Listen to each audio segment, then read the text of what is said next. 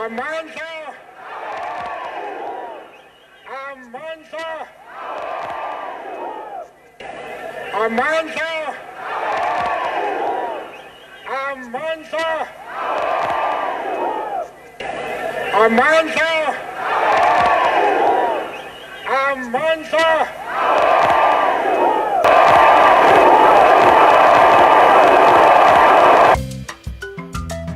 Welcome to Burkina Faso, the land of the upright peoples. This trip is the official program of the High Council of Burkinabés in Great Britain. Demotivatorshow are backers and cultural partners. You are all most welcome. This trip to Burkina Faso will be good for you, good for your family, good for our futures. Meet people who will meet you with open arms and respect.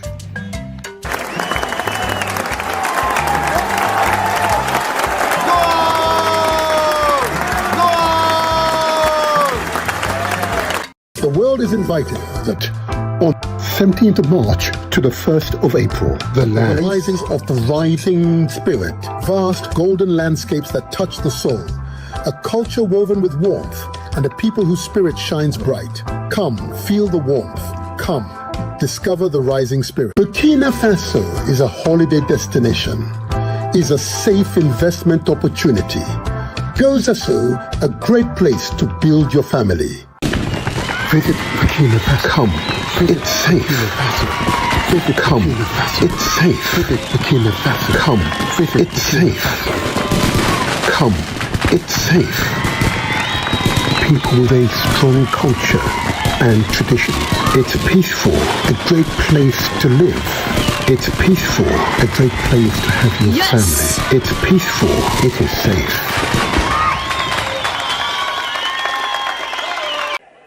Amanza!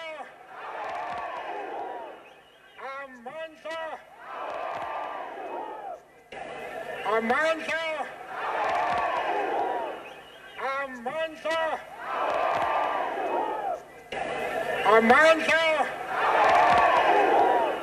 Amanza! Amanza! Amanza!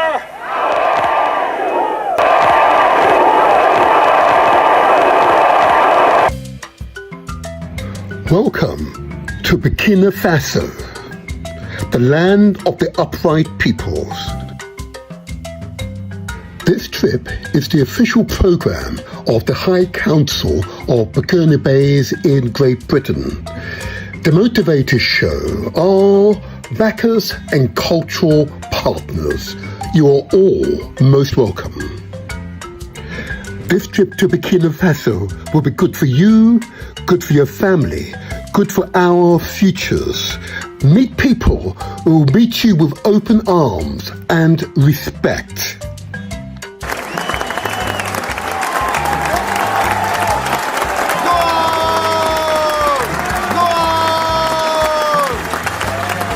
The world is invited that on 17th of March to the 1st of April, the risings of the rising spirit, vast golden landscapes that touch the soul, a culture woven with warmth, and a people whose spirit shines bright. Come, feel the warmth.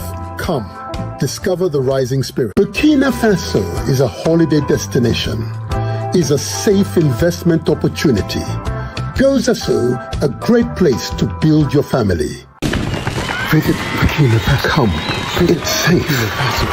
Visit. Come. It's safe. Visit Burkina Faso. Come. Visit. It's safe. Come. It's safe. People with a strong culture and tradition. It's peaceful. A great place to live. It's peaceful. A great place to have your family. It's peaceful. It is safe.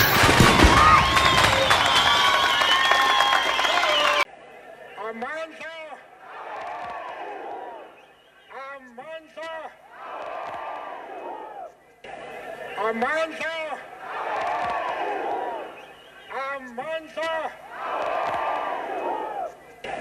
Amanza! Amanza! Oh, yes. Oh, yes. Oh, yes. And how are you all feeling, people? This is the Motivator Show, and this is where we translate our words into action. And where success, I say again, and where success, oh, absolutely, is ours for the taking. How you feeling, people? How you feeling? Today I've got another inspirational podcast, and I know you will all be completely thrilled by the experience.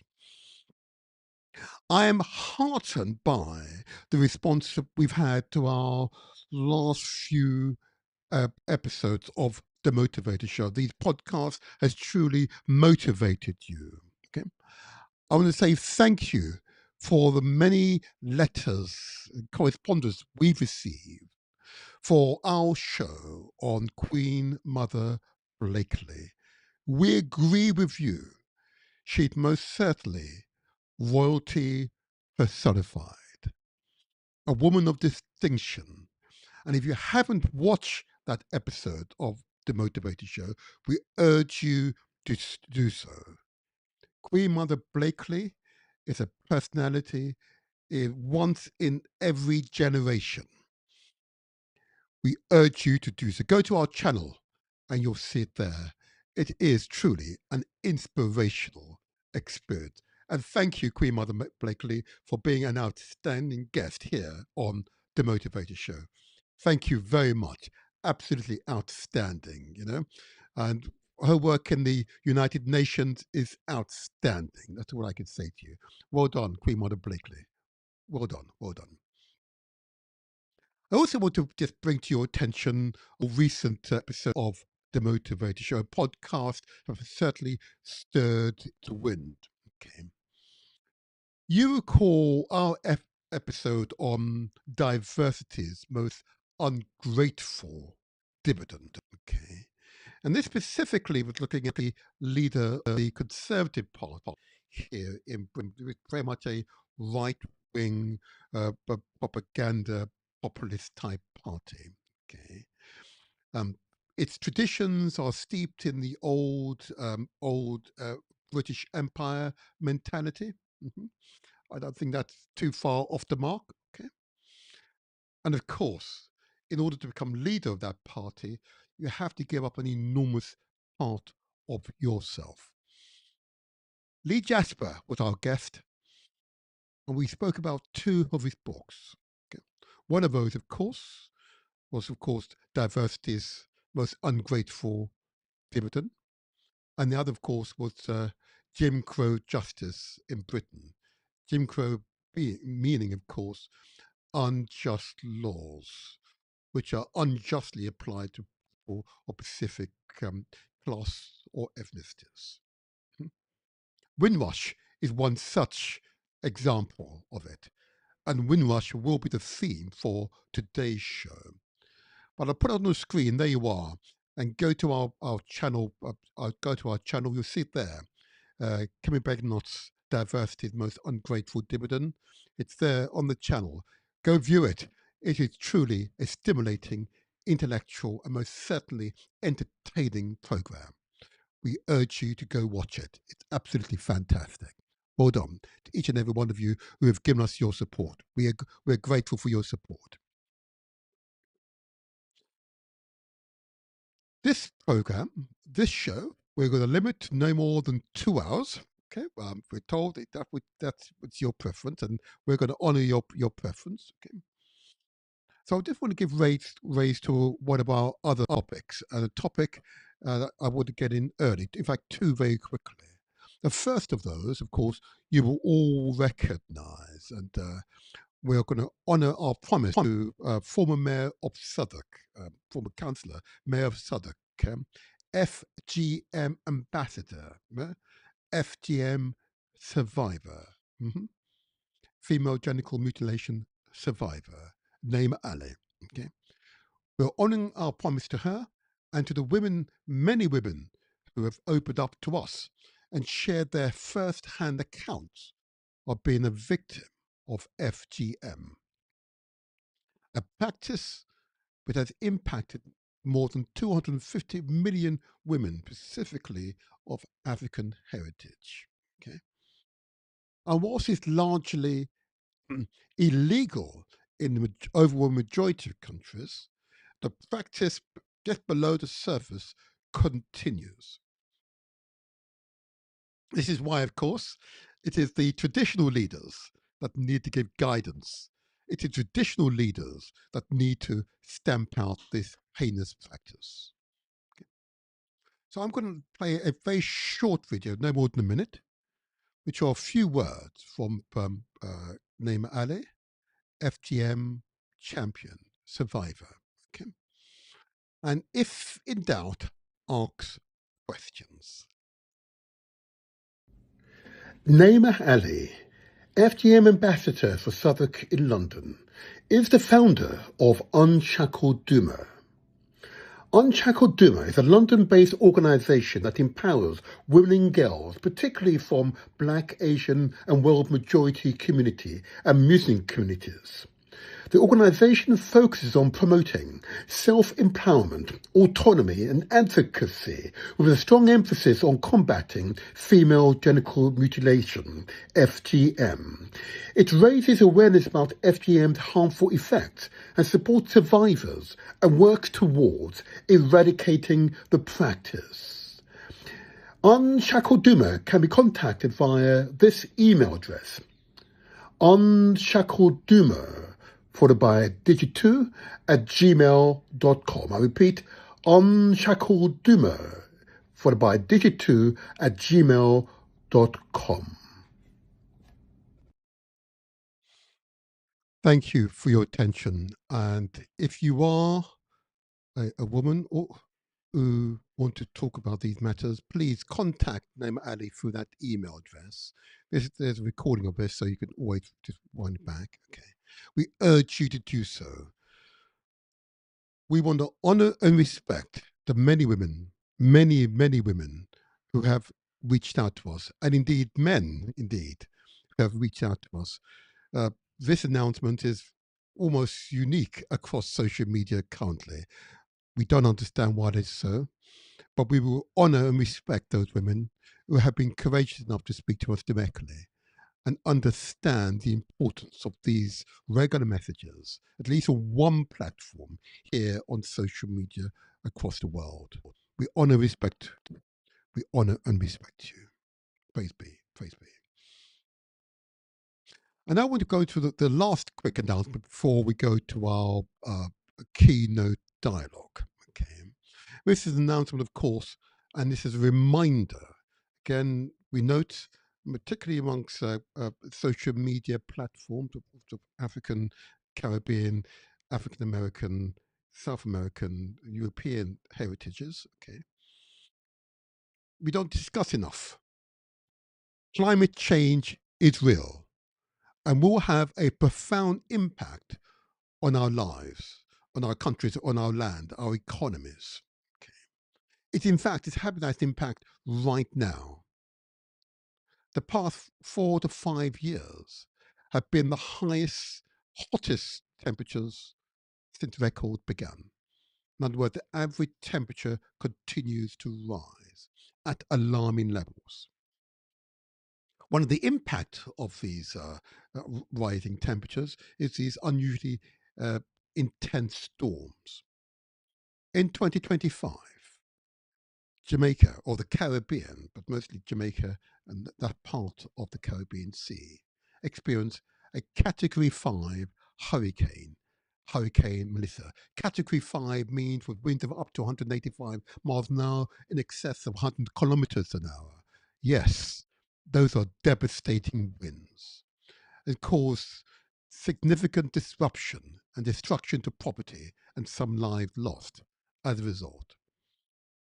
But this will be a recurring theme if we don't collectively address the issue of climate change.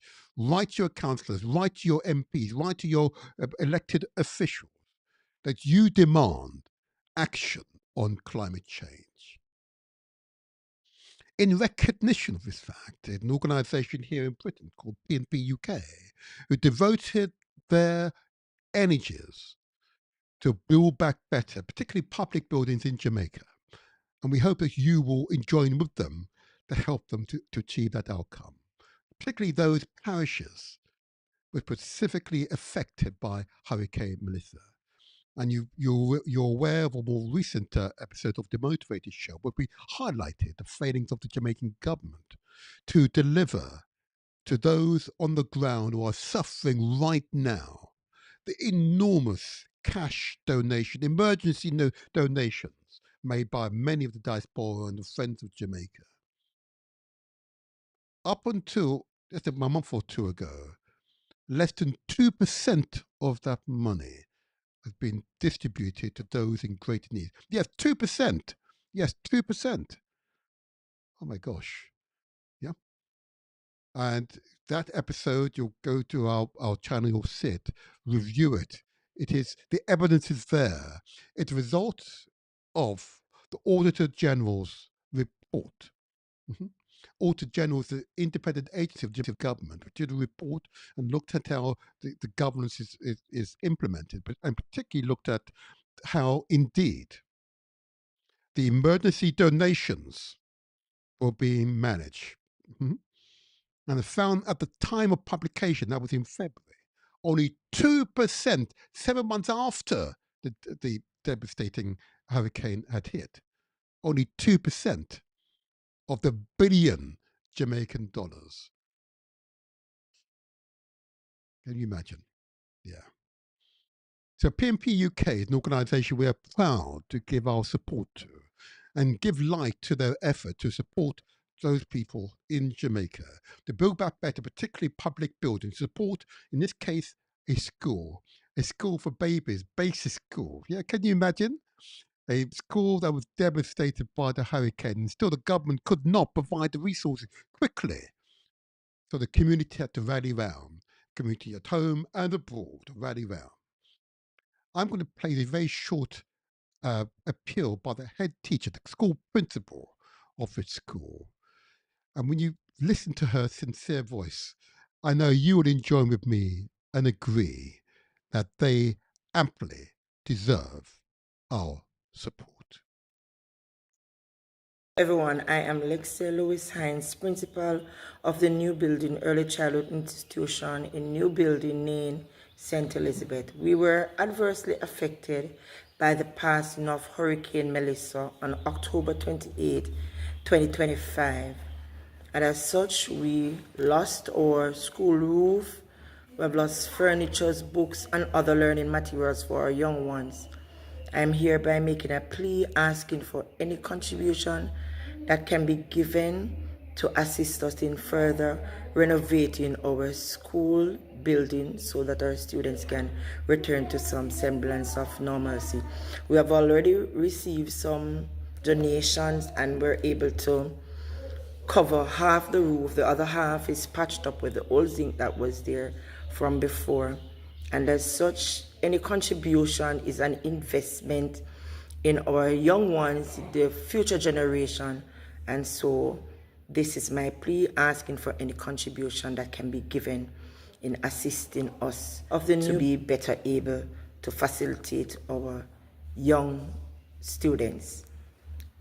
Thank you so very much.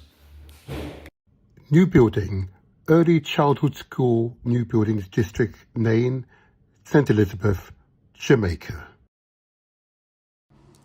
On behalf of PNP UK, we hope you would agree that this school needs to be rebuilt so that the children can enjoy the teaching and learning experience.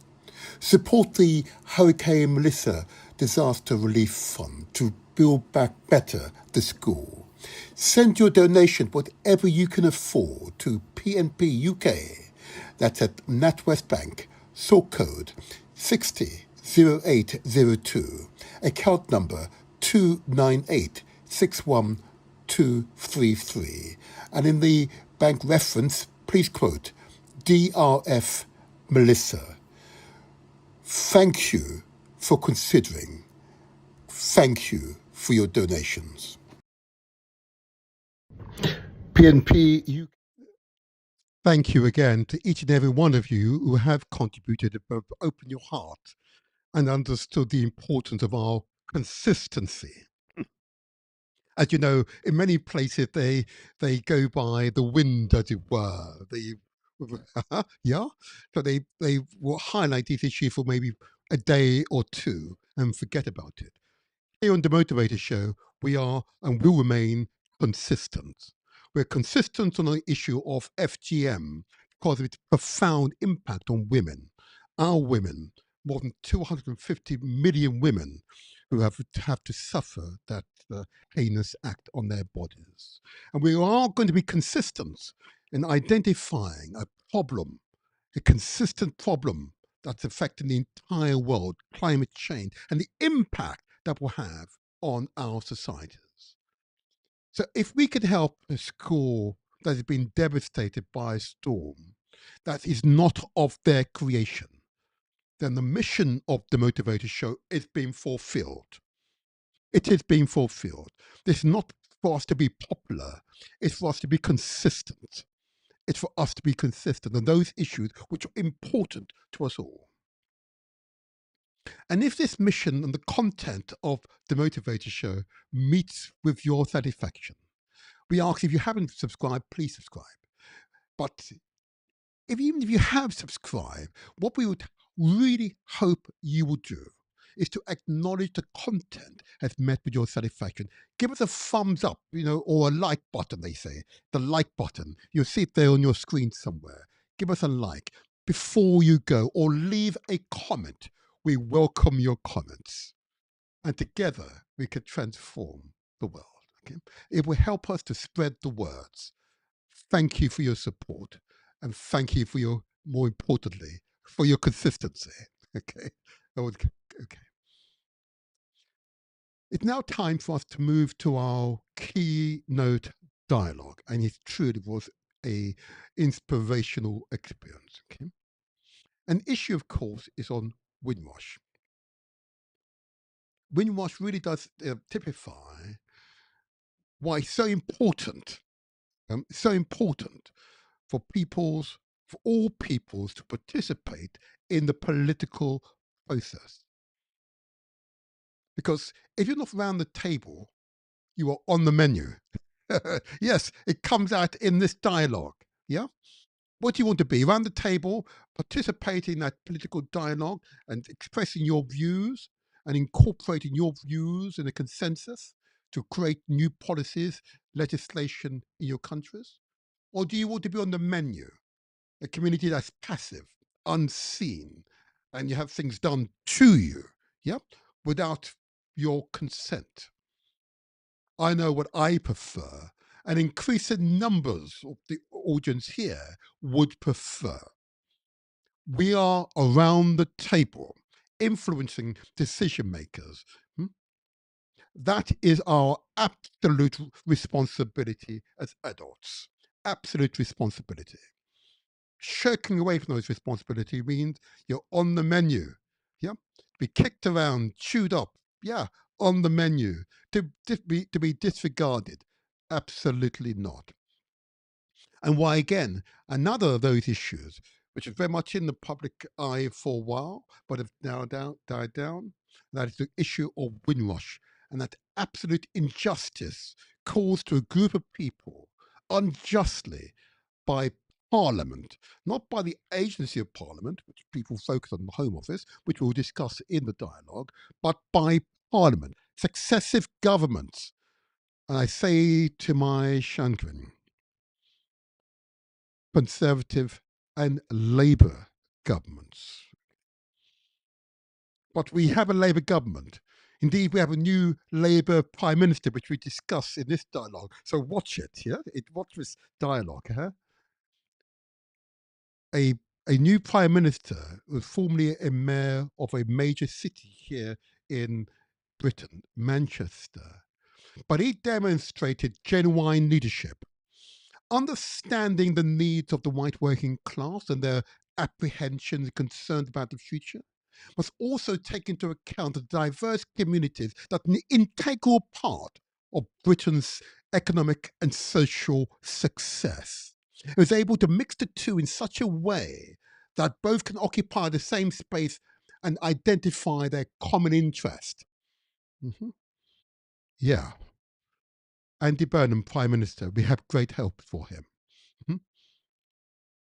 He doesn't seek to give any group of people privileges. What he seeks to do is provide genuine opportunities for all. Genuine opportunities for all. Oh yeah, and that's why he was such a successful mayor of Manchester.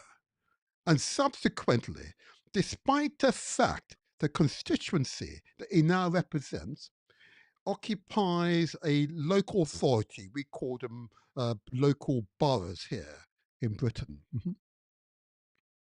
which contains a well, almost complete majority of opposition councillors. These are local level councillors or public representatives. Okay, but he was able to be elected in that council area in the constituency of Makerfield and represent a Labour Party. He's surrounded by all these other opposition councillors, but in the middle of that, he was able to step in, put himself forward, and succeed. Because he stuck to his principles, just like the Demotivatorshow. We will stick to our principles. We will not shake. We will not waver. We will stick to our principles. Oh yeah. That I can vote for. Absolutely. That I'll vote for. Have you watched our councillors speak on these matters? Only a few episodes ago. Go to the channel, you'll see it. Yeah? Has the Labour Party abandoned African and Caribbean voters? Oh yeah, that was a profound episode. And the issues raised of primary concern to the communities are exactly the issue that Andy Burnham has highlighted are his priorities. Oh yes. Let's move forward with intention. Praise be.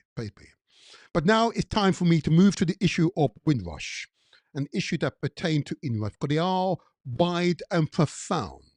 Because I know many of you say, oh, that doesn't concern me. Oh, it absolutely does. Because these principles are not overcome, and the issues that affect the Windrush generation are not resolved. It will have wide-ranging impact on all Britons. And why it must be resolved. I want to give a big shout out to someone who I knew personally, as a friend, former councillor and mayor of Southwark. Indeed, that borough again, I know. I know. Sam King.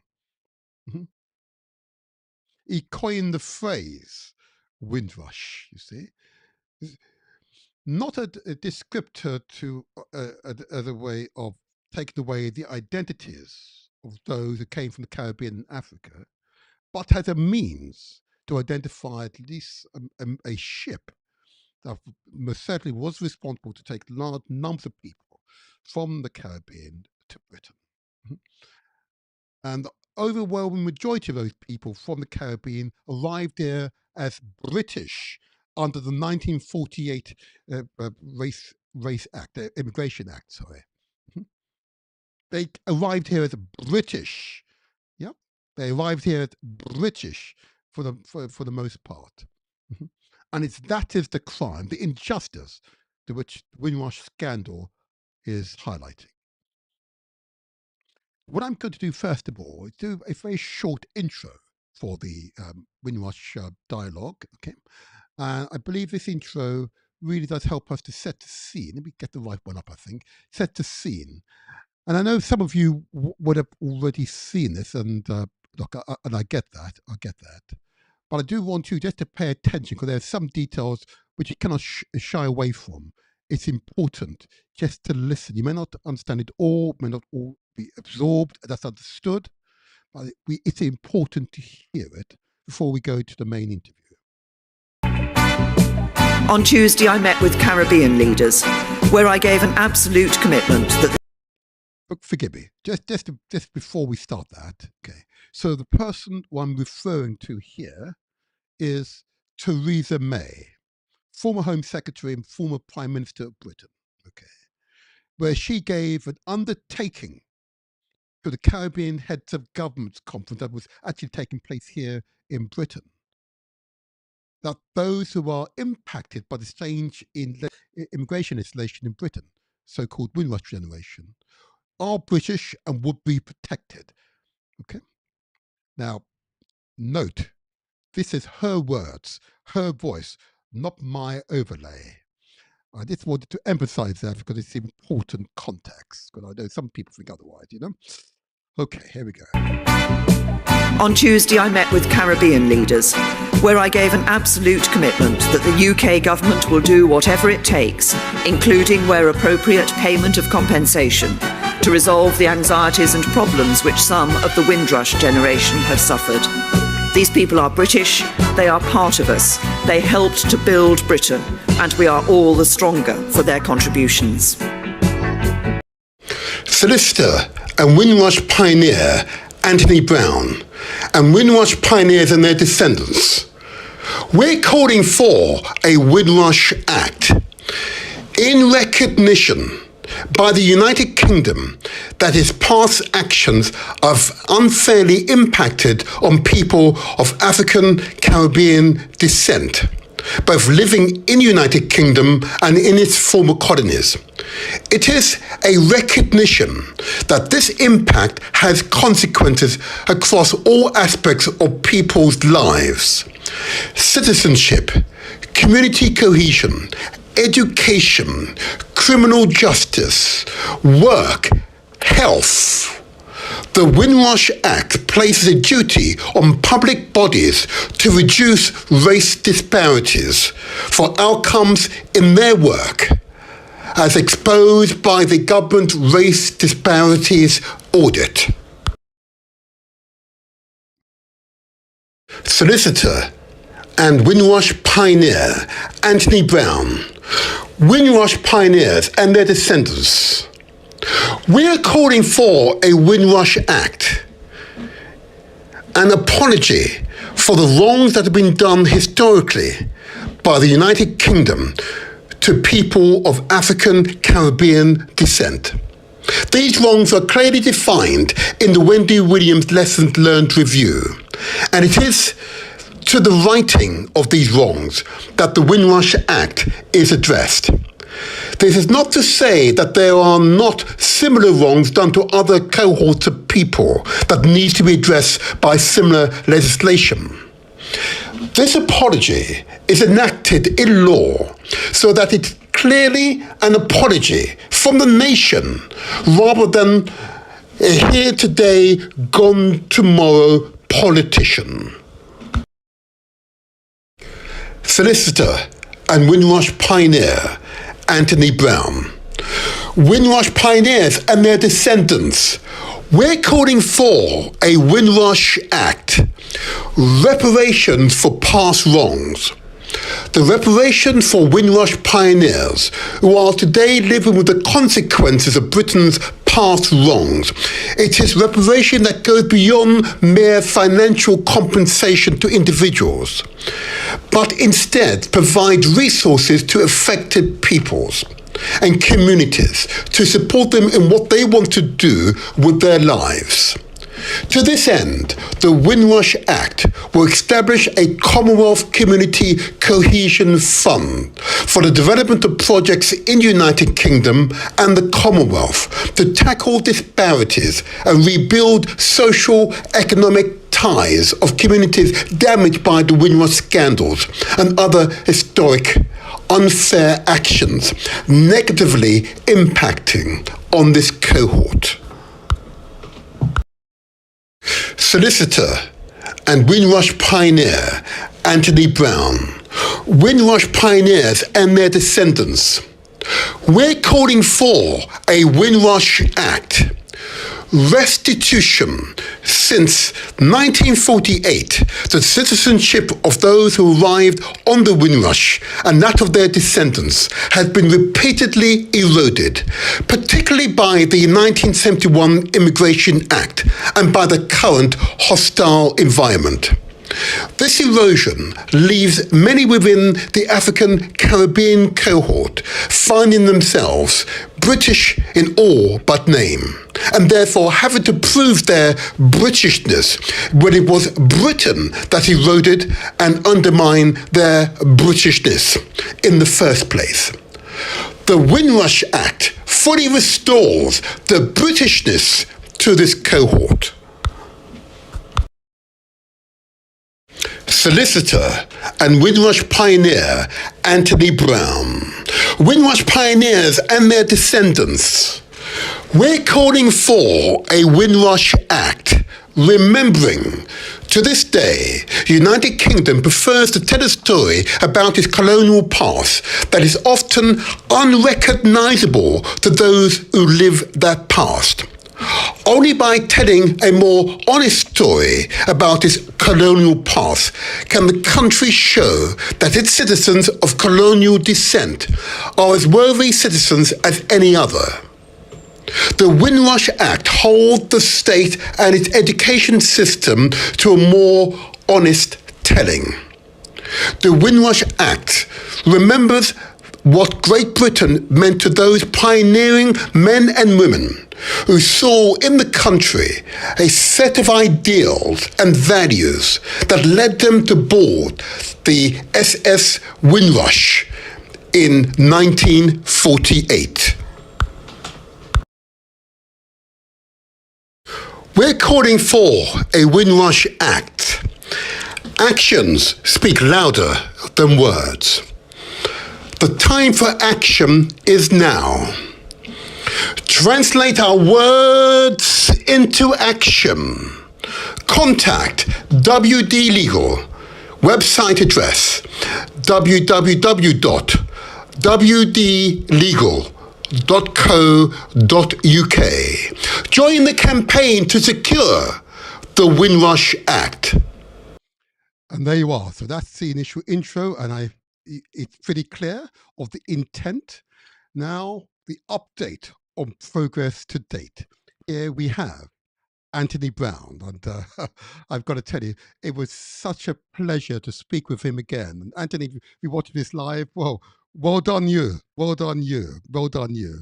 And those members of the Windrush National Organisation, well done to each and every one of you who've committed your time, committed yourselves to this worthy cause. I know the government is watching and listening to you, and I'm confident that this government will enact the changes, just changes, which are justifiable within the law, and create new laws to protect that cohort who came here at the beckoning of Britain, from the Caribbean, from Africa, to fill those vacancies that were, if we didn't fill them, would have undermined Britain's economic growth at that time. Well done to each and every one of you. A big shout out, of course, to Arthur Torrington. Yep, that's a big shout out to you as well, the Windrush Foundation. Well done, Arthur. Well done, Arthur. Keep up the good works. There we go. Pan-Africans asks, Africans from Africa, the Caribbean, the Windrush generation building Britain's economic future. Your journey, our legacy, Britain's tomorrow. You came with hope. You worked with dignity. You built for all our tomorrows. Thank you. Thank you. Thank you.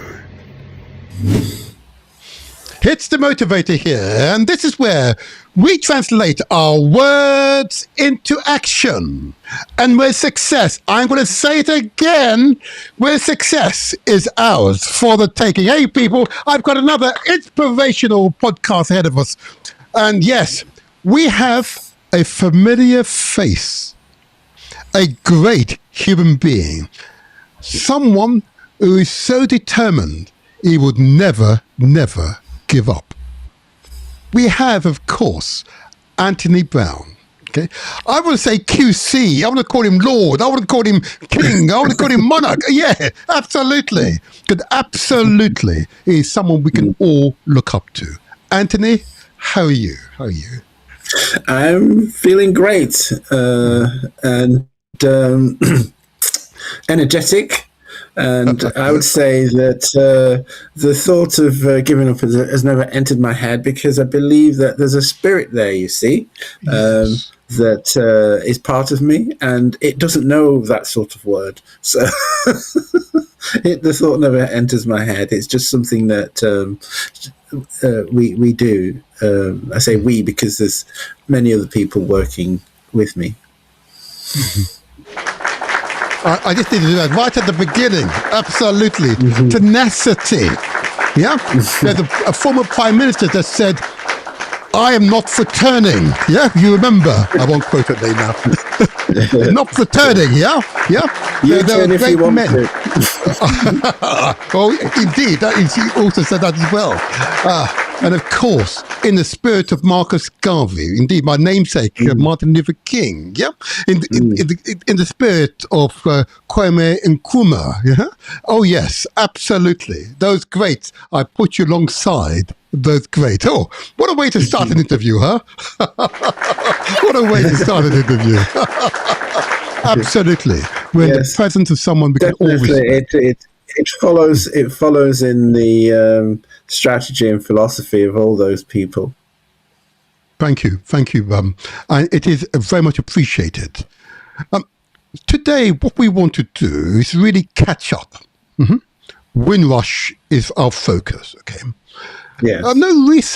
Very recently, you were in Jamaica at a conference. I'm just going to invite you to say why you were in Jamaica and the conference and who you met there, its purpose and its outcome. I invite you to describe it. Go ahead. Yes, well, just a little bit of a background. I've been impacted by the WINDRUSH scandal. I was threatened with deportation. And what happened to me was that a lot of people helped and campaigned. And it was during the time of Margaret Thatcher, and she decided that I could stay. So I've really all my life appreciated that. That was in the early 80s. But then since the WINDRUSH scandal broke, I noticed that they said that it affected the Commonwealth, and that a disproportionate number of Jamaicans had been impacted. In fact, about 20% of the 20,000 people globally that have been impacted are Jamaicans. And I started to think, well, what's happening? Why aren't we hearing that, people have been working and helping in Jamaica? And so I heard that there was a diaspora conference taking place in Jamaica in June, from the 14th to the 18th of June in Montego. Yes. So I decided to take myself down, and I decided to call the initiative Favour to Opus, and that comes from my school motto. And when I went to school in Jamaica, and I thought, well, I would it was to seek out vulnerable people who had been impacted by the WINDRUSH scandal. So I called this the scoping exercise because, obviously, if it was as straightforward as going there and meeting a lot of people, sitting down, waiting for somebody to come and speak to them about their WINDRUSH compensation, it would have been done. So quite clearly, it needed a bit more than that. And so what I was interested in is to find out various groups of people that I could work with to find the people who were, impacted. And so this conference, I thought, would do that, and it did. There was a particular seminar that I went to, and in that seminar, there were people who dealt with what they called involuntary returnees, involuntary returnee migrants, meaning deportees. They're found diplomatic. Because apparently deportees stigmatizes you in Jamaica, so they're now involuntary returning migrants. And that particular seminar, I met people who were connected with people who had been returned, but also people who had worked with them for, over the years, and they were aware of people who, were impacted.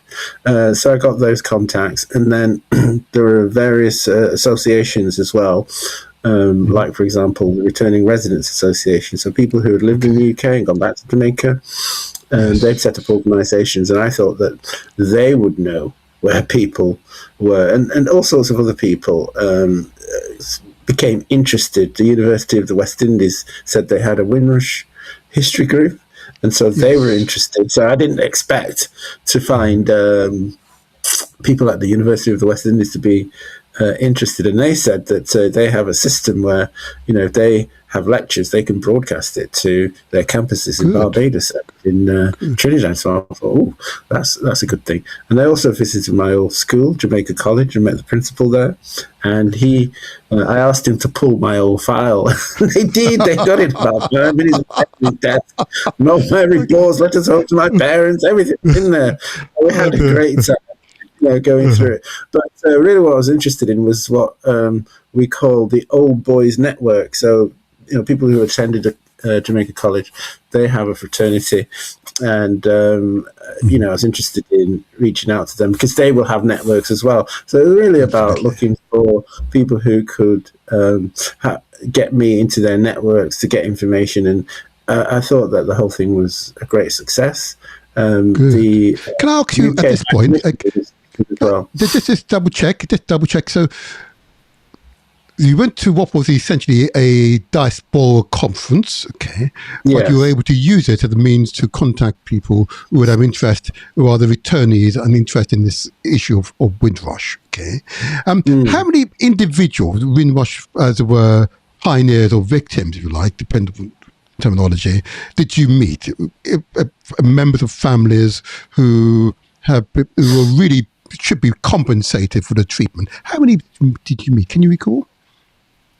Well, remember the objective wasn't to meet those people. So the Windrush Commissioner was there, and he was conducting his own initiative, and he went on television and talked about the schemes and why he'd been appointed and so on.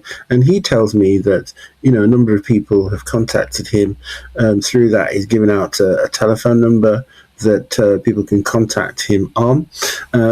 Windrush generation, what's that? So that is the generation, often the term used, who migrated over from the Caribbean when the UK needed to rebuild the country after World War I. But also, at the conference, I met the UK High Commissioner. So that's the person that Britain sends out to represent our interests abroad. And she said, we're having lunch tomorrow. Why don't you come along? So I thought, that's good. So we went over to the British High Commission, and they have what they call the Windrush Garden. And so they had this garden party for people who they'd gathered from around the island. And so I asked if I could give a talk, and they kindly allowed me to speak. So the High Commissioner spoke, and then the Windrush Commissioner spoke, and then they squeezed me in. And I spoke at that, and I told them, why I was there, doing my scoping exercises and so on, and told them about my own situation. And 2 people came forward. So he said, did I speak to people? 2 people came forward. One of them had somebody in the UK who needed help, and one of them was from Canada. So I thought that it's when people hear that personal experience and they feel that somebody that they can speak to, that they'll come forward. So my strategy with Favour is to spend some time in Jamaica and reach out to people, speak to people, and hopefully get people coming forward. Good for you. Well said. Well said. Thank you. That's all very interesting, So I'm just very conscious, though, of course. There you are. You're in Jamaica, Diaspora Conference. You're speaking at the University of West Indies. You meet the High Commissioner in Jamaica as well, and also the Windrush Commissioner. were representative of the Home Office presence as well, really as sort of advocacy for the Home Office and encouraging those who are potentially applicant for the compensation scheme to come forward. Was the Home Office present? Are you aware? No, I was aware, because before I went, I spoke to the Home Office, and I had been speaking to the Home Office from last year, because if you remember last year, I'd actually met the Jamaican Prime Minister, and he had suggested that if he got word from the Home Office, that he would be prepared to, make a statement to Parliament. So my concern was about the record of the Home Office of reaching out, because the Wendy Williams Lessons Learned review calls for the Home Office to work proactively to, reach out to people who have been impacted. Now, when the new government came to power, they created what was called the Windrush Advocacy Fund. So that's £1.5 million going to advocacy organisations. Before, it was just left to volunteers, and sort of determined people like myself that, we wasn't going to make this thing just go and get forgotten about.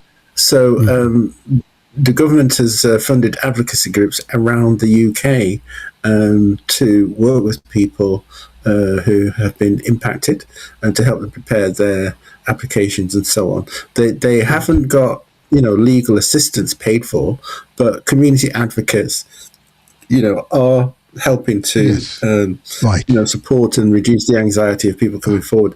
And so I thought them, shouldn't have this happen in Jamaica as well, because a large number of applicants are from Jamaica. And when you look at the figures, about 4,000 people have made applications from who have recorded that they are of Jamaican heritage, and only 500 of those people have claimed compensation. So clearly there's a huge disparity.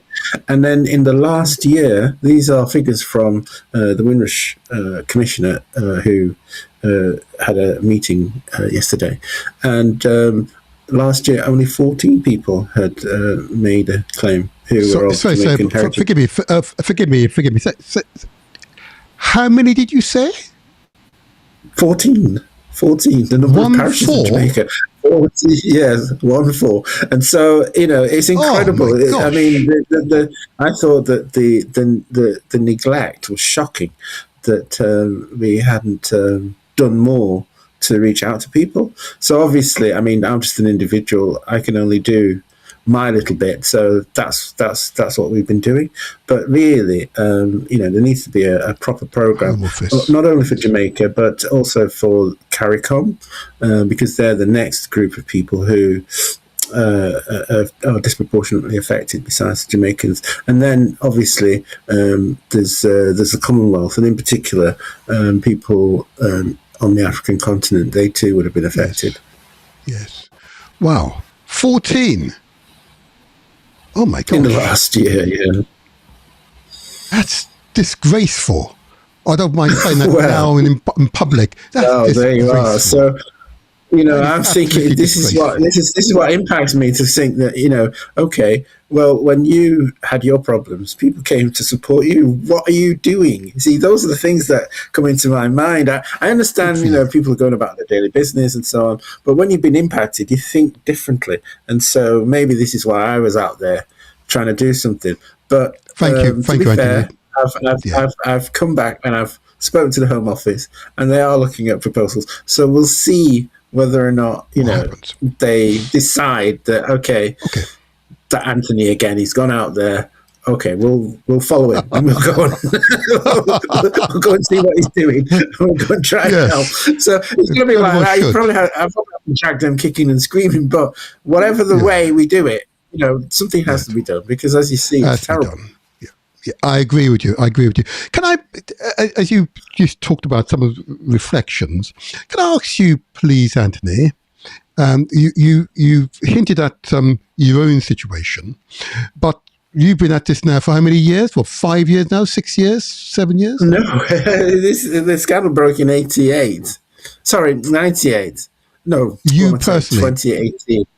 Yeah, so, but me personally, I was impacted in 83, so I've been thinking about these issues for a long time.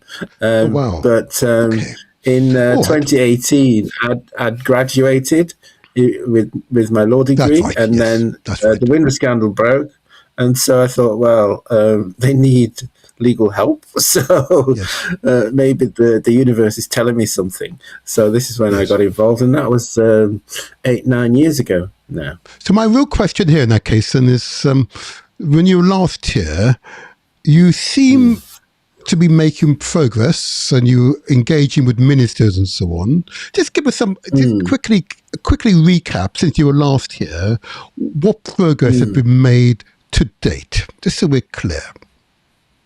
Right. So my strategy always was to work with civil servants, because I'd worked out that, ministers come and go, but then, I've watched Yes Minister, and I've seen that it's really these civil servants who want to file. Yes. So I'd sort of work with, and to be fair, they were trying to get me in front of ministers, but the previous government, they kept on having these reshuffles, or Home Secretaries got themselves into trouble, and so they were sacked. And then, so each time, the minister changed. But then when the new government came in, I was in front of the Home Secretary, Yvette Cooper, straight away. And we had a meeting. I told her about the WINDRUSH Act I was proposing, and she then referred me on to Minister Seymour Hoptra, the Minister for Citizenship and Race Equality, and she was a minister at the Home Office, and that was really a boost, because she was really interested, and we were able to make a presentation. She gave a good speech in response to say how much that it fitted in with what the government wanted to do. We could work together, but then no sooner had that happened, this is a reshuffle, and she disappeared. And so again, we started to work with the civil servants again, looking forward to working with new ministers, but they appointed the WINDRUSH Commissioner. So a lot of the attention then went on to the WINDRUSH Commissioner, and I was kind of left in the backwater. But that was fine, because, I'd worked with Clive, and, if he could help to move the agenda forward. But his focus was different. Mine was around status, because I thought that was a priority, because if you don't have your status, then you're not going to get any compensation. And a lot of people were talking about compensation. But, for me and my situation, it was status that put me in a position to then sort my life out and look at compensation. So where we are now is that that new minister has gone. So Mike Tapp is no longer at the Home Office. So I didn't even get to meet him, because he spent most of his time with Clive. Well, there you are. Saved a lot of time there. But I have a great minister now that's in position, and that's the Prime Minister, because he happens to be my MP. I'm going to come on to that soon. I just want to keep reviewing progress to date. So the relationship with Minister Motra, who now was moved, was quite strong. And during that period, what actual progress do you feel was made once you had someone you could actually talk to and engage actively? What progress do you feel you made during that time? Well, the progress I thought was made was that with law, I feel that people need to accept it. It can't be something that you push down people's throats. So with Seymour Hoptra, I felt that there was a warm acceptance, and that I felt that the establishment, if you like, was buying into it, and that was progress. Previously, yes, the Home Office staff, were interested and listening, but here was a minister saying publicly it's something that fits in with their strategy. So that I thought was a step forward. And then not only that, I had other people like MP Helen Hayes, who Okay, yes, we know also Helen Hayes, yes. saw that Yes. this was something that was quite important, and was Yes. working with me, and is still looking to see how she can bring forward a private members bill. So Brilliant. Yes. those are steps that have been taken, in the intervening period since the new government came to power, and now. I can just ask you, so obviously we focus on yourself and WD Legal, but you're part of a coalition of organisations, the Windrush National Organisation, is that right? That's correct. Windrush National Organisation and yourself working in tandem to resolve the issue of status. Okay, how's that coalition working? And 'cause I suppose from a community perspective, that's what's critical. That all those who have an interest in Windrush and promoting Windrush are working collaboratively. Are you all working collaboratively? The question I'm asking you straight up. The Windrush National Organisation operates as an independent assembly, challenging systematic barriers, assisting with documentation and pushing for legislative reform. Manages initiatives like the Windrush Welfare Fund to provide financial aid, help with household or funeral bills, and offer mental health support for scandal victims. Host annual events such as the Windrush National Conference and national vigils to maintain community solidarity and historical awareness. Straight up. Yes, we are, because the task is so huge and there's so few of us. There's nothing to compete over. It's like, having a giant wave and thinking, you're very thirsty. There's plenty of water. Don't worry about it. So there's plenty to do. And what was been missing in our community, I felt, was a national organisation that we could look to. I think that partly why the Windrush scandal happened was that we didn't have a national organisation that could, quickly galvanise us. Yes, we had MPs in Parliament. They were like one or two voices, Dan Abbott and others trying to, hold the line against the government that wanted to bring in a hostile environment. But, they were sort of just rolled over and crushed, and the laws came in and people ended up in detention and so on. So what we've tried to do strategically with the national organisation is have people based in cities. So there's people in Birmingham, people in London, I'm in Manchester, there's people in Liverpool, Preston, Leeds, and we all come together and we're all doing our work, but we share our experiences, our knowledge, our expertise to address things like with the Windrush compensation scheme. Clive was the vice chair at the Windrush National Organisation. That's Reverend Clive Foster, who's now the Windrush Commissioner. Okay.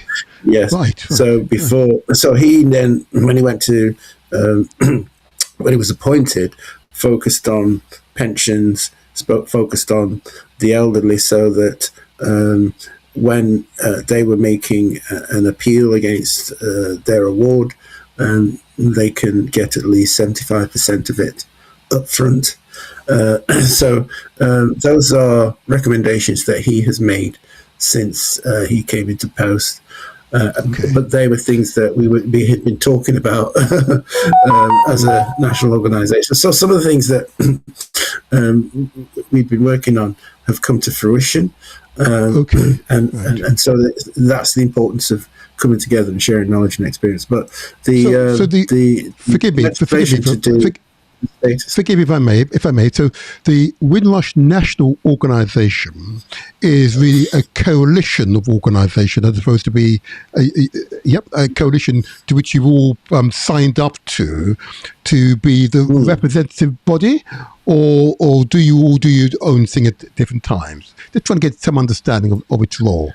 Well, when you say our own thing, it sounds disjointed. But if our own thing is the same thing, so we're all, in terms of the work, involved in assisting people with, compensation claims, status claims, and we're also involved in lobbying for various things. So our focus in terms of Windrush Defenders Legal has been WD Legal core principles, community cohesion. We believe that when we work together to address issues that affect community cohesion, our community thrives. Building cohesion within and between communities is an essential step towards improving people's quality of life.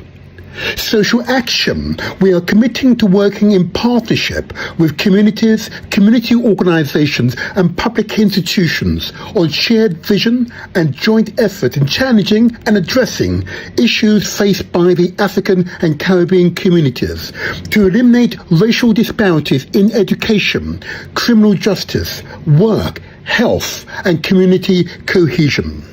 Social justice. Windrush Defenders is strongly contesting the current design of justice as it relates to the Windrush generation and wider African and Caribbean communities.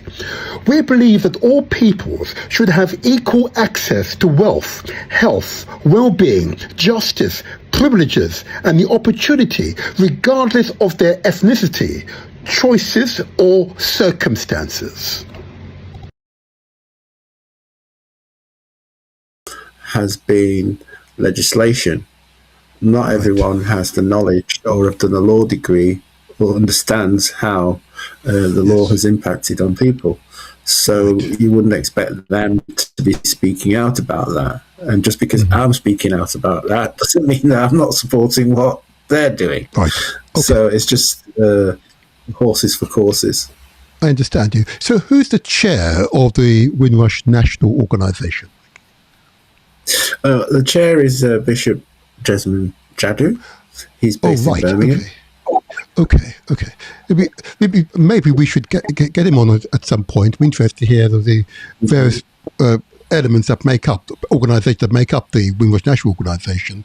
Understand how you all coordinate and how you can be contacted. Because that's the other issue that keeps coming up, at least in my inbox. How to contact who to contact. Local authorities have their own legal independent agencies which they fund to support some people with Windrush who are affected by the Windrush scandal, but it's useful to know that there's a national organisation to which these localised bodies can feed into, and one hopes they're making a series of recommendations to which the Home Office and others will receive and be basis for Home Office policy and future action.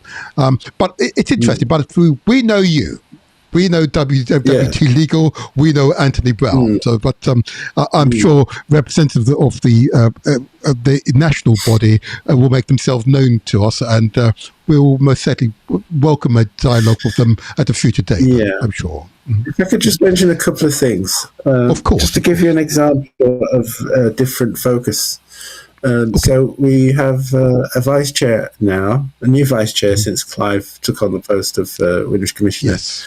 Of Glenda Caesar. She is somebody that was impacted. She used to work in a doctor's surgery, and then she was told that she wasn't legal, and she'd been here since she was a baby, really. So, but her focus is on trauma, and so she'll be advocating a lot for trauma. I haven't talked a lot about trauma, but she does.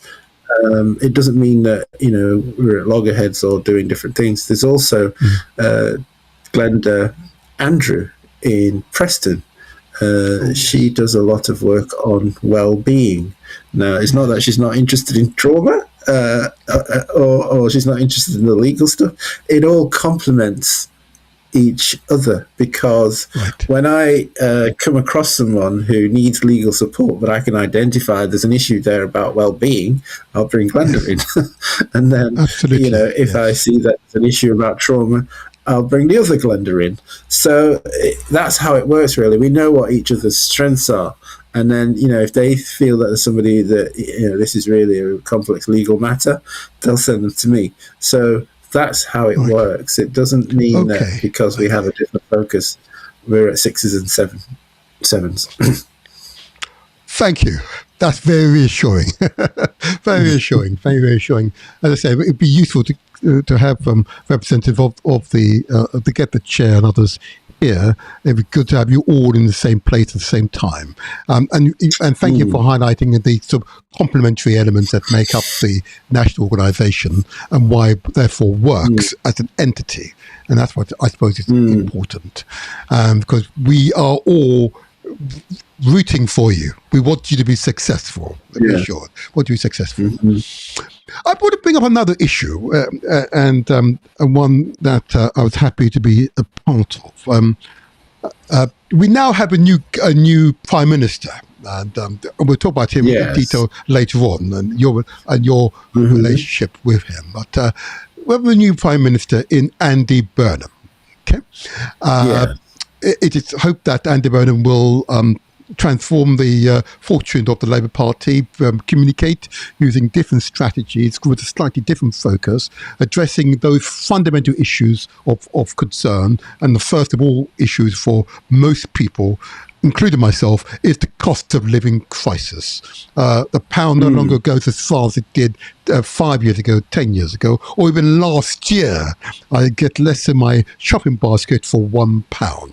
Okay, that's a big problem, and it's been hurting us all. So we're hoping that he will be a breath of fresh air to the government. Okay, but I note very recently yourself and Jackie McKenzie of Lee Day, put together a letter for Andy Burnham just before he formally became Prime Minister.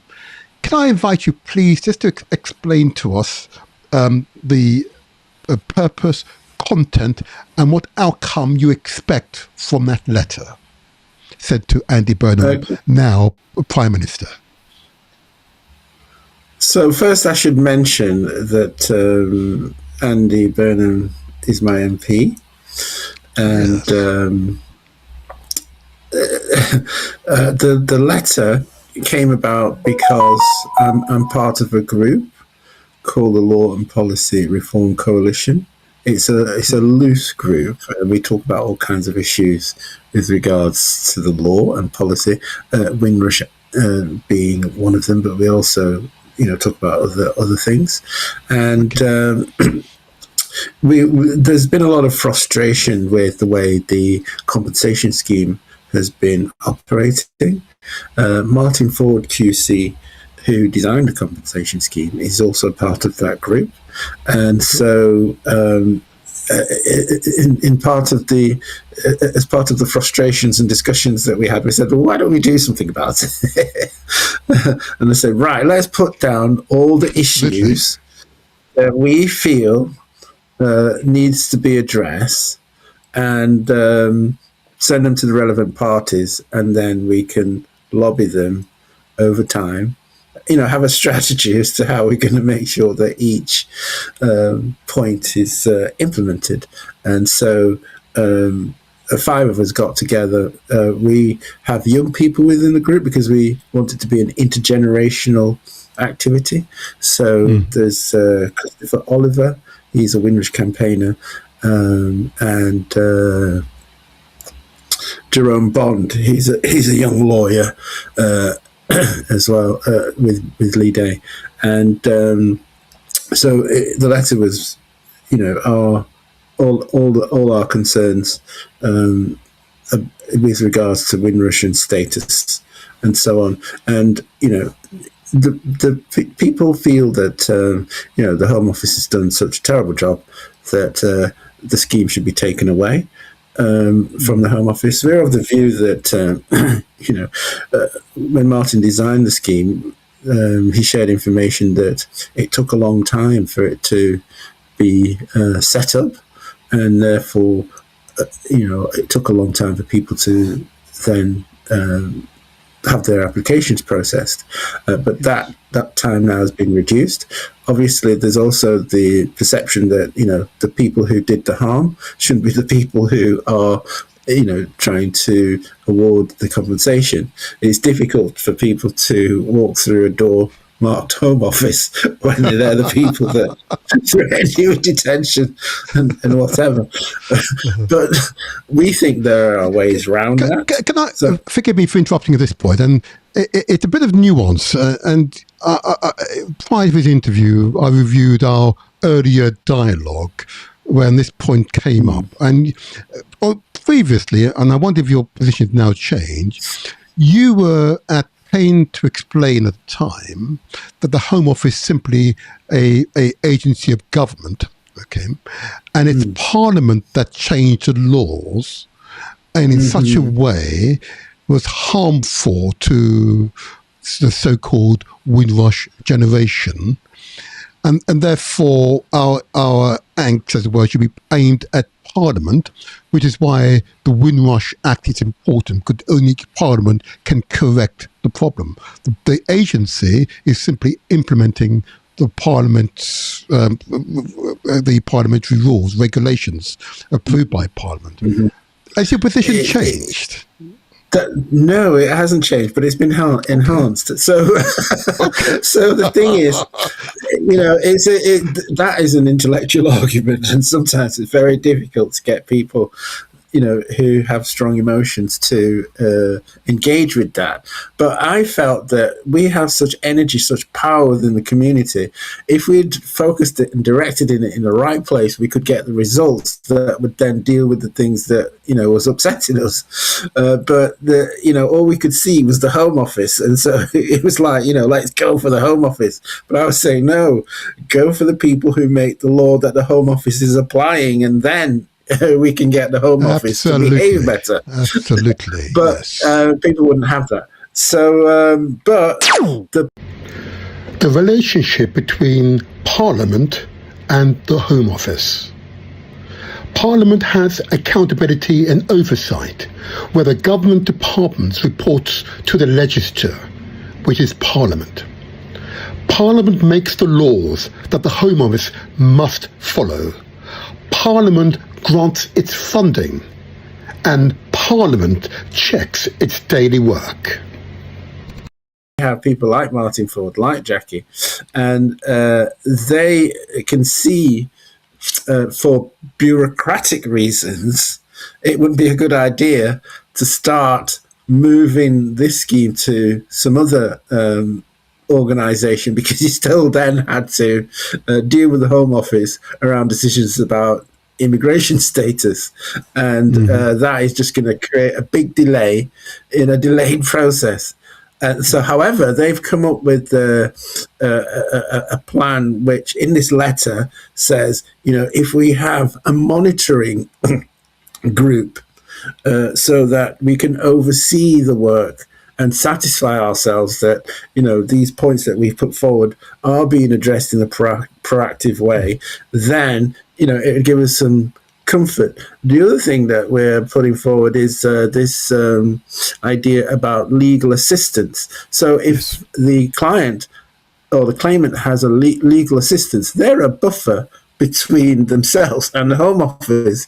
They don't have to worry about going to the Home Office, because the legal person will act on their behalf. So we think that concern can be addressed in that way.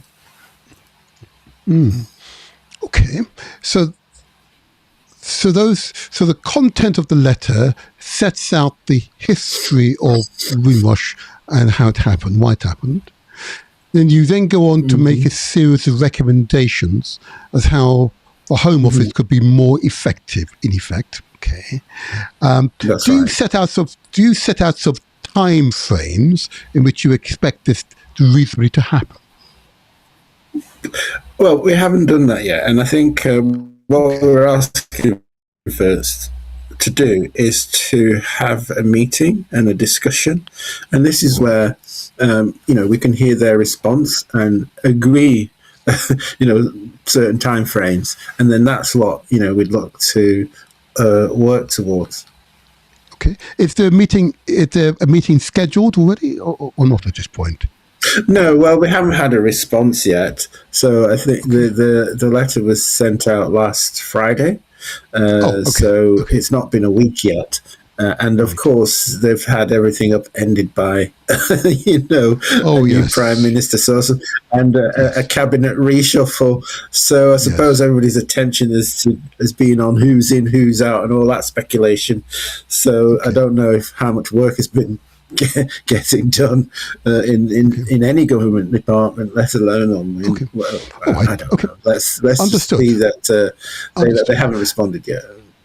All right. And just for clarity here for the audience, so the letter was put together by this small group. Can I just make sure that I understand that there were co-signers to the letters from different aspects of your work? I believe from King's Counsel, barristers, law firms, UK solicitors were also supporting it.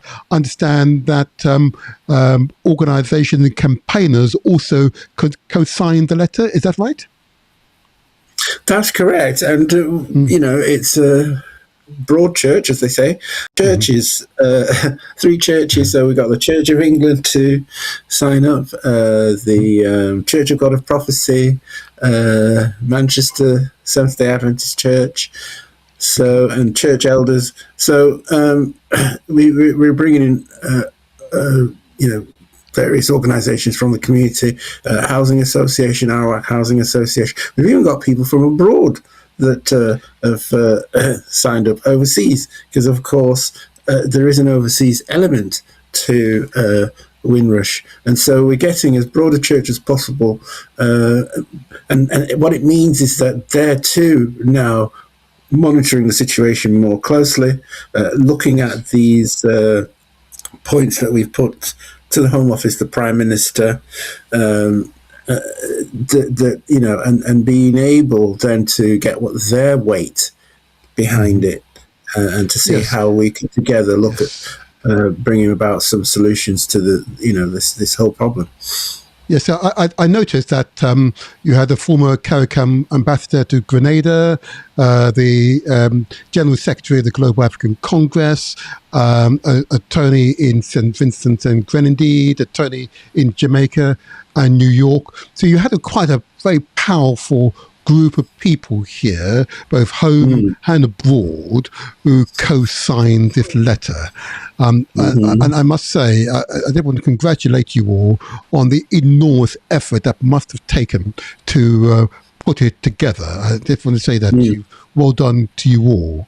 On this letter, it said you're awaiting a meeting with the Home Office, or maybe even ministers, in response to this letter. Okay, it was addressed directly to Andy Burnham. Is that right, or could it go to others? Well, for protocol, Keir Starmer was still the Prime Minister at the time. The letter was sent. So we, addressed it to Keir Starmer, but we also added Andy Burnham and the Home Office, so he would have got that. And also, I've mentioned that Andy Burnham is now my MP because I live in Makerfield. Yeah, I'm going to come to that in a moment. I did want to keep on the letter just for a moment. I will come to it in a moment. Yeah. Just for the purpose of the audience here, because many would not have seen the letter. If you don't mind, I'm just going to read out the sort of 10 years on the injustice includes the point raised that you summarise in the letter, but I just happen to have in front of me, and I will have it on the screen. The first point you make, that there's a inordinate delay. The cohort is recognised as being an elderly one. There have been a significant number of people who have died before their claims were decided. Isn't that terrible? Yeah. The first point you all made, that's absolutely terrible. The second point you make is practitioners continue to encounter a significant number of cases in which initial decisions are revised following review or legal representation, raising serious concern about the consistency and quality of first instance decision making.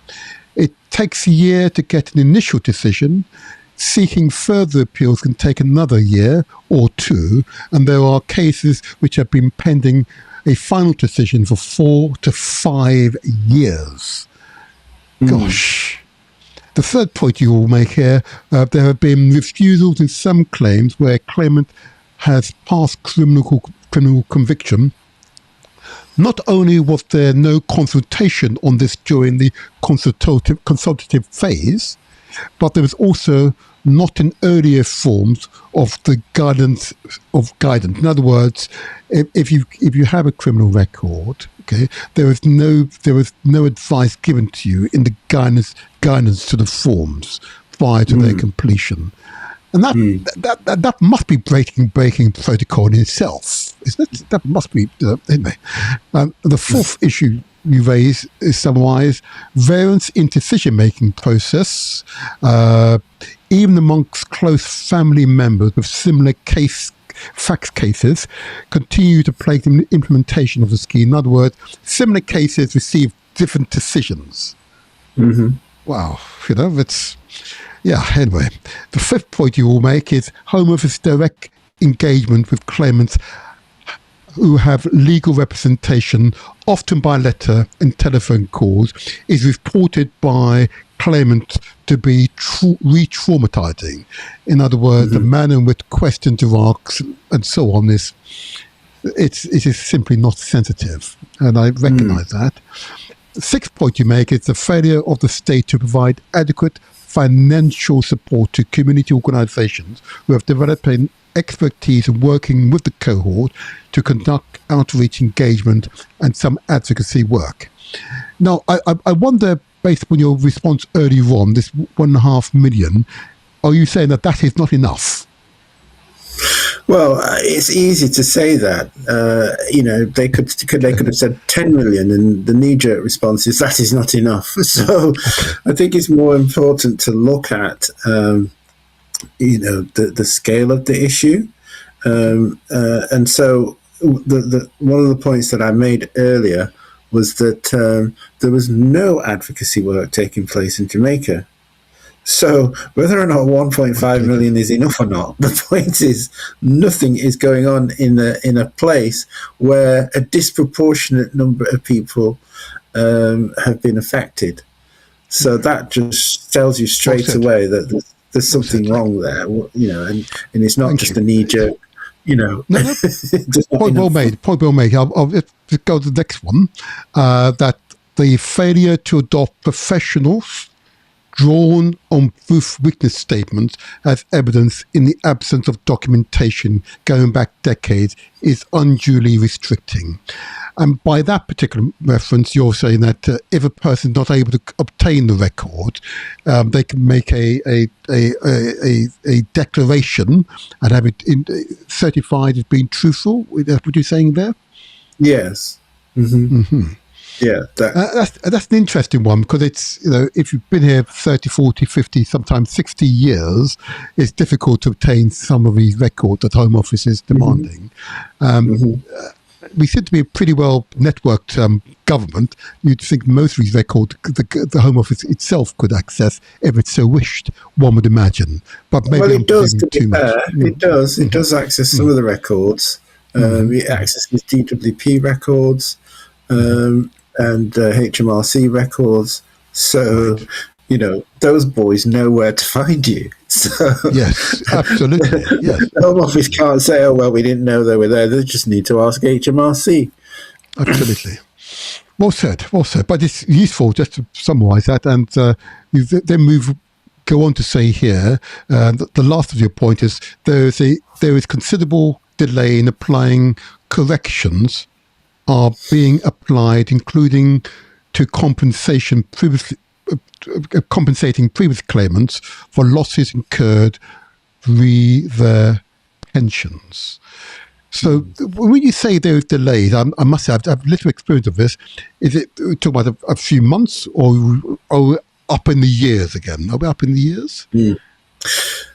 So there has been some progress on compensating for pensions. So last October there was an announcement by Mike Tapp at the conference of the WINDRUSH national organisations that for statutory pensions they were going to be assessed and compensated for but there was a question about private pensions. And I think that's been addressed now, that private pensions too will be compensated for. So there was some delay in that, so that could have been the issue. Okay. Thank you. And is this letter a public document, or is it really a document? It is a public document. Okay, so it's all right for the Motivator Show to share it with the wider audience. Most definitely. And it's gone to the newspapers as well. It's a public letter. Say no more there, Kate. Thank you. And I would encourage my audience and others to read this letter. It's a well-crafted document, and we sincerely hope that... if I could ask your listeners, if they do get a copy, or you've got it on your website and they can download it, if they send it to their own MPs with their own request, that their MPs should lobby the government to try to see that this is addressed, that will help too. Because as I keep saying, that's where our power lies. Absolutely. We can get mad at the Home Office, but if we get our MPs on the job, you'll see how fast the Home Office move. Thank you. Well said. And we will continue to promote this in the coming weeks and months ahead. Thank you for that. Thank you. Now, I want to now get on to Andy Burnham. And you said it repeatedly, but I've stopped you. But now it's time to do this. Now, first of all, I had a conversation with you maybe a week or two ago about this. Okay. And I want you to recall our conversation. Okay. Because my question to you at the time, what do you think of a forthcoming Andy Burnham premiership now that he succeeded in winning in the Makersfield by-election? You responded, well, around in that area, you've got Reform MPs. Can you imagine? Reform MPs. Reform councillors. Councillors, forgive me. Councillors, okay. And you absolutely did not want Reform to gain a foothold in Makersfield. I said, Makersfield? Oh, you mean this is your constituency to my serendipity. This is serendipity, here we are. Happy discovery. It is. So you actually went out and campaigned for Andy Burnham. Is that right? More than that. The reason I was raising Andy Burnham earlier was because I was trying to say that I'd sent him the letter as well. That was just the point I was making there. But to go a bit more into it now, this whole situation with Andy Burnham started when one morning, it's the morning after the local elections, I woke up and 24 council seats. Yes. 25 council seats were up, and Reform had won 24 of them, and an independent won one. And obviously this shocked me because I'd been going out every morning saying hi to my neighbours and so on, and I'm thinking, hang on a minute, they've all just gone out and voted Reform. So you start thinking, I'm surrounded by your neighbours, huh? Anyway. Your neighbours voted Reform. Oh gosh. Okay. Anyway, so that changed a bit because we just recently had the World Cup, and I ventured into one of the pubs in Wigan because I was coming back late one night from London, and it was when England was playing. I think was it Argentina? Anyway, every time. So all the England fans are in there with their flags and all sorts, and I dare say some Reform voters. But they every time Bellingham score, they all jumped up and hugged and kissed me. So I'm thinking, 1 minute they're out voting Reform, Plenty of kisses, huh? Next day they're hugging and kissing me. So anyway, I thought, okay. This is the British. Was it dependent upon who scored, like soccer? I don't know who scored. Or, did you say? I do. But yeah, this was the issue when the local elections were won in Wigan by Reform. And I thought, oh, what can I do? Then we heard that Andy Burnham was going to stand in the by-election. And I thought, well, not only did I go out and campaign for him, but, you know, I'd had this discussion with you about the Labour Party, about Conservatives and joining political parties, and I wasn't interested. But as soon as Reform showed up, I joined the Labour Party. I signed up. Well done. And I said to my son, listen, let's go out campaigning for Andy Burnham. He says, well, we've never been out campaigning for that. Listen, I says, needs must. I says, we're surrounded. We've got to fight back. Yes. And Andy Got to fight back. Got to fight back. Got to fight back. So anyway, so we went out and we found, you know, where the campaign team was gathering, because, you know, I joined up until I got the information and so on. And we went out door knocking, and I was interviewed by somebody from the media, actually. And you know, I gave my take on Andy because, you know, I'd met Andy before as mayor of Greater Manchester. And I found him to be very inclusive. I found him, you know, to be somebody who had a plan and involved people and, you know, dealt with practical issues. And he's doing practically the same thing he did when he started out in Manchester. You know, first of all, you know, let's end rough sleeping. That's right. Let's get rid of VAT on fuel bills. So, you know, lower bus fares, so the ordinary people can start to even think that they're getting a break. You know, they're getting some breathing space, as he calls it. But yeah, so we thought that we'd go out and join the party. Well, I joined the party. My son says, you know, you'll hold. Well, at least you joined the party, Anthony. That's all right. You're leading. But he came out. He came out campaigning, and he got some of his friends to come as well, so good. We can claim part of that victory. Makersfield's by-election result. Andy Burnham, 24,927 votes. Other candidates' vote totals: 20,549 votes. Andy Burnham vote share of total votes, 54.8%. Congratulations, Andy Burnham, MP. Good for you. And so yeah, that's. But when Andy won, I was in Jamaica, so I wasn't. I had to celebrate from 5,000 miles away. But I'm really heartened that he's now. Yeah, that he won. Can I just probe you a little bit on your neighbours? Because obviously, I agree with you, but I live in a part of the country in which there are some Reform voters, but not sufficient numbers that they didn't gain any seats in the borough that I reside, none whatsoever. And we are truly it's a multicultural borough, that's for sure. But your neighbours, are you friends with your neighbours?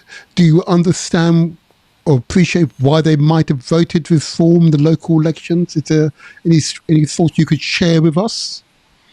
Yeah, I haven't spoken to any of them directly, but I did actually get the chance to engage a Reform voter on the campaign trail. And that was quite interesting because, you know, when you're out campaigning, I've noticed they don't spend much time discussing with the residents about their policies and that. They just take who they're going to vote for and record it. But this time, I got into a discussion with a Reform voter, and, you know, I said to them, look, are you really willing to give up your human rights because of a few people coming over on boats? He says, what do you mean, giving up my human rights? I says, well, if Reform wants to do away with us being involved in the European the European Rights Convention. I said, if you're arrested, do you want due process? He says, of course I do. I said, well, that's part of your human rights. He goes, is it? So I said, yeah. And he said, I says, and why would you want, to start deporting people? He says, well, we don't want to report. So he's looking at me and my son. And obviously we sound quite British. So he says, we don't want to deport people like you. He says, you're all right. You and your son, you're integrated. So I thought to myself, this is probably the view of my neighbours. They don't think that it's probably, they don't think they're voting to deport people like me. They think that it's all going to be these people that are coming over on the boats. But obviously, the law doesn't work like that. Once it's in situ and it's designed by, the leaders like Farage, what he's there for is to create mayhem like Trump creates. He said he's going to deport people who, are citizens now, but he's going to revoke that and Can you imagine? because he thinks they're too Ridiculous. So he's just completely out of his mind. So, but anyway, the idea as to why the neighbours might have voted reform is that they probably haven't thought too deeply about it and think that, like a lot of people, this settled, community, they're part of us, they're integrated. We're not talking about that. But actually, there are other people with different designs that could do a lot of harm. Yes, it is a subject. Maybe another time we should probe further. Because I've had the opportunity to speak to a number of reform voters, of those who would admit to want to vote reform, and I'm always shocked how malleable, easily manipulatable the English working class actually are. I'm always shocked, and yeah, it is quite shocking. Well, that's been going on for decades, isn't it? With generations. With class politics, because before when the Labour Party started, it was all about class, wasn't it? Yes, and indeed, so. Yes. Obviously, the Conservatives must have had methods of manipulating the working class to vote for them. So the strategies haven't changed, I suppose. But I think in terms of our community, the black community, I must become an evangelist now and say, listen, we've been staying away from this stuff for too long. I've been staying away from too long. And I think that, you have to be in it to win it. We have to have a presence. Well said. If we are around the table, then at least, they can know who it is that, they're making these policies about, or they would think a little bit more about the policies that they are making, even if we're not able to say anything. Just the fact of being there, you're making a position known. You're making a statement that you're part of it. And there's an old saying, if you're not at the table, you're on the menu. Well said. I was thinking that you have to be in it to win it. We have to have a presence. Well said. If we are around the table, then at least they can know who it is that they're making these policies about, or they would think a little bit more about the policies that they are making, even if we're not able to say anything. Just the fact of being there, you're making a position known. You're making a statement that you're part of it. And there's an old saying, if you're not at the table, you're on the menu. Well said. Yes, I was thinking that just now, and that's well said. And thank you. And it is a point I will continue to reiterate. We all need to decide now and into the future. Yeah, absolutely. So that's give us some context in relation to Makersfield. So Andy Burnham is actually your local MP, and that's why you sent the letter directly to him. It's your local MP. Yeah. We want to encourage the audience to obtain a copy of the letter, and I'll have a link to it in the comment section of this broadcast and circulate it through our WhatsApp and email messages. So please send it to your MP. It's most important, okay, without a shadow of a doubt. And as regards Andy Burnham, I've got to ask you, as he's your local MP, are you hopeful for the future? Do you believe he's a I am. breath of fresh air? Okay, go on. Why? I do, because now for a few days the media have been talking about the cost of living rather than immigration. And I thought that's a breath of fresh air for a start. Absolutely. And if we can keep dropping in policies like that and keep them focused on that. That'd be good. I also noticed he's brought a former asylum seeker into the cabinet. So Mayata Fambula MP for the Peckham constituency. She is now in Andy Burnham's cabinet as Secretary of State for Energy, Security and Net Zero.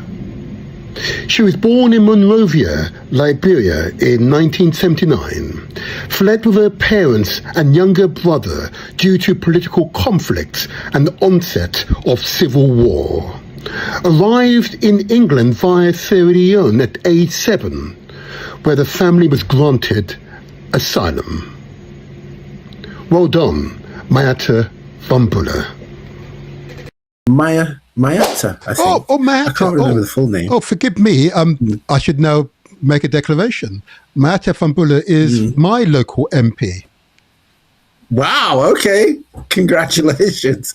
I think she went to Oxford. Gosh. So what I'm thinking is that people are not thinking deeply about asylum seekers because they can make such a massive contribution. And I think that's a message now Andy could be giving out with his cabinet pick, that, we're there sort of crucifying all these people. But, if we just calm down and sort of create the opportunities, then you could find that they could make massive contributions to the UK. And, even if they don't stay in the UK or go back to their countries, it all helps. It most certainly does.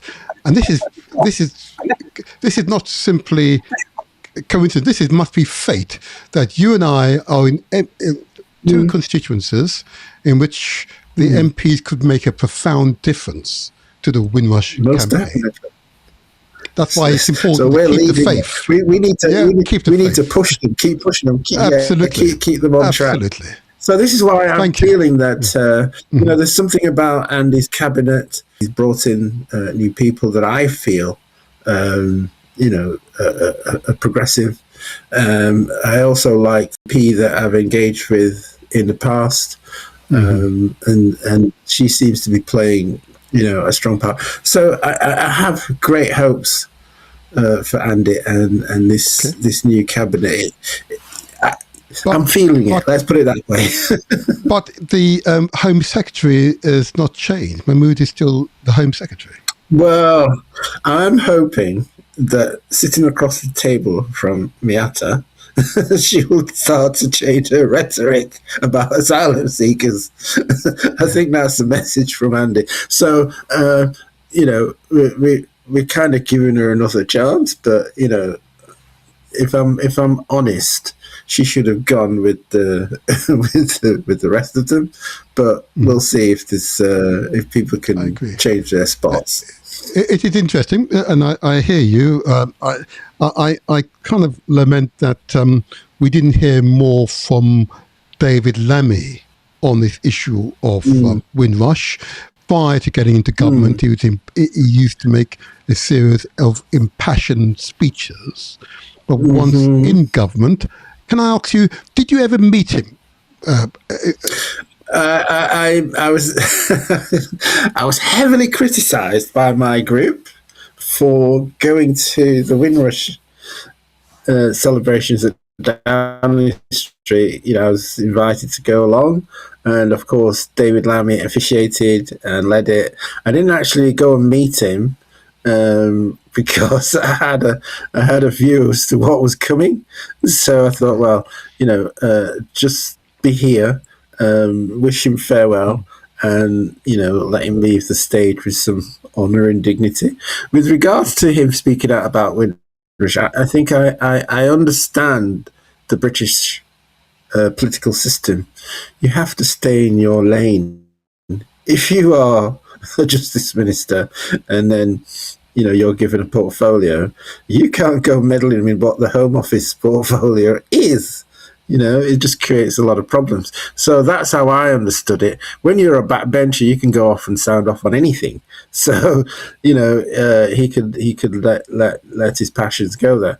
But then once he's in government, he has to stick with the protocols as to how the government operates, and that's what I observed, and he was very good at that. When he was foreign secretary, he did the thing of.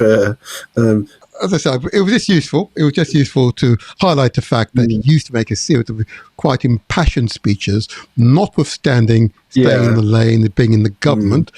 Is a man of and possessed immense influence. He was deputy prime minister as well as foreign secretary. Once upon a time, he had both titles. He was an incredibly powerful person in the country, and I wonder. Look, I'm not meaning to criticise you, David, and David, you could come into the studio. We can have a honest dialogue here. I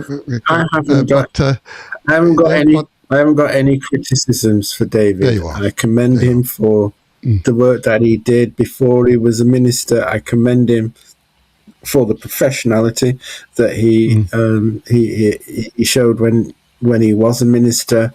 I haven't got any criticisms for him at all. The things in our letter are details.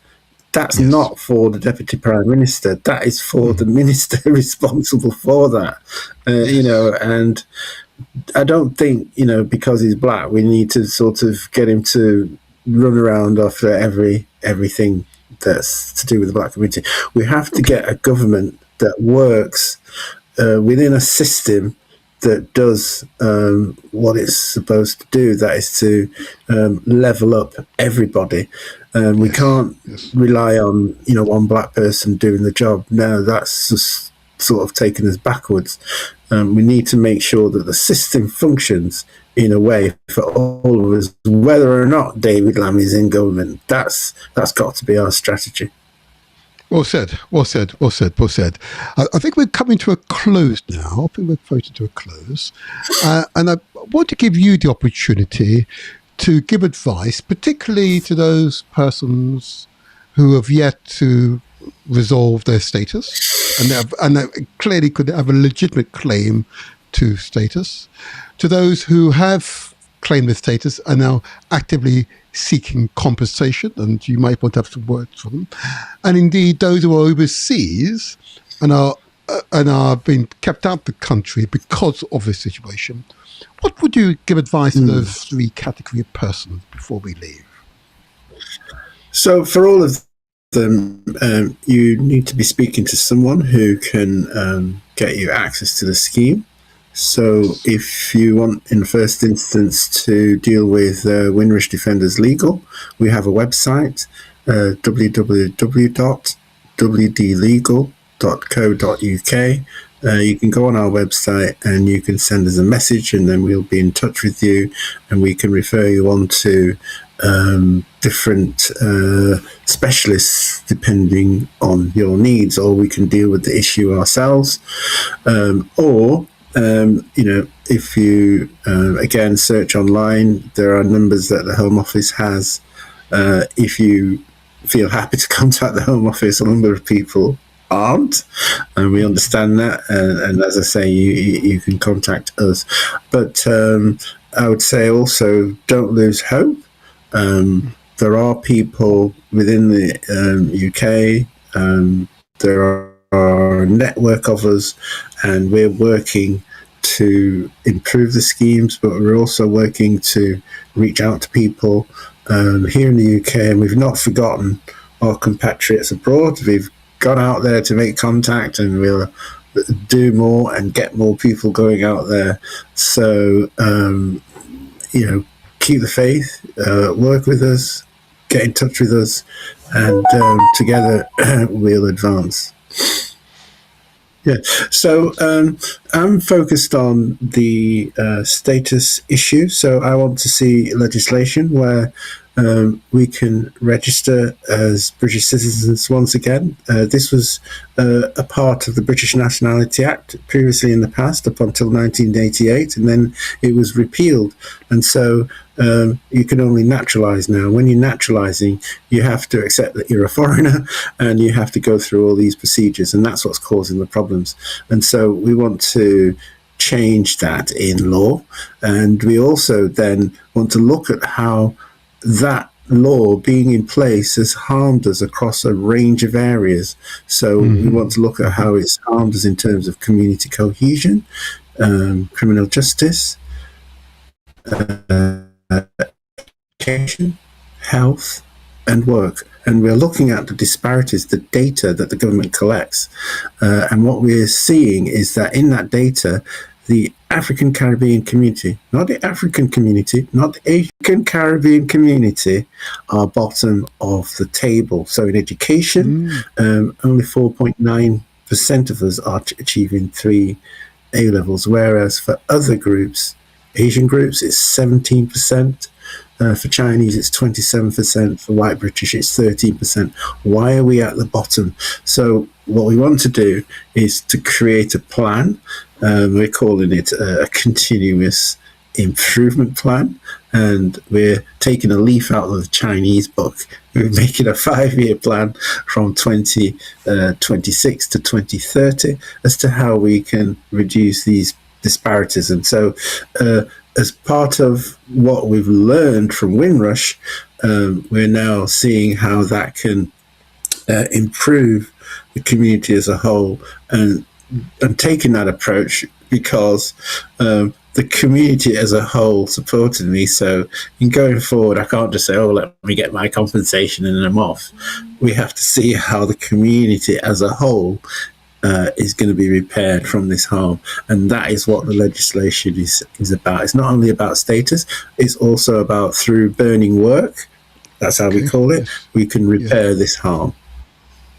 Thank you very much, Anthony. You are always a breath of fresh air, you know.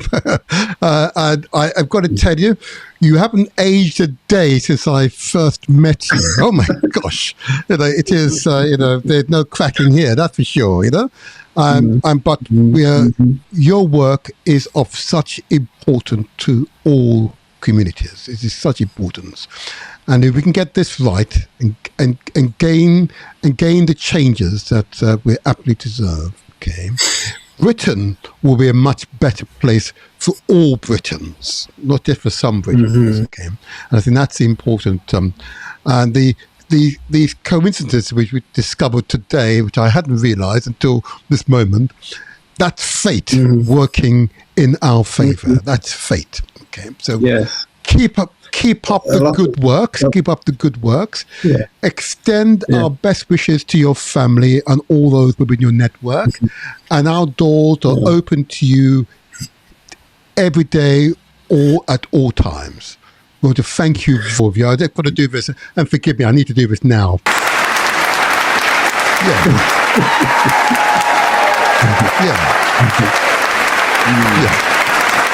Yes.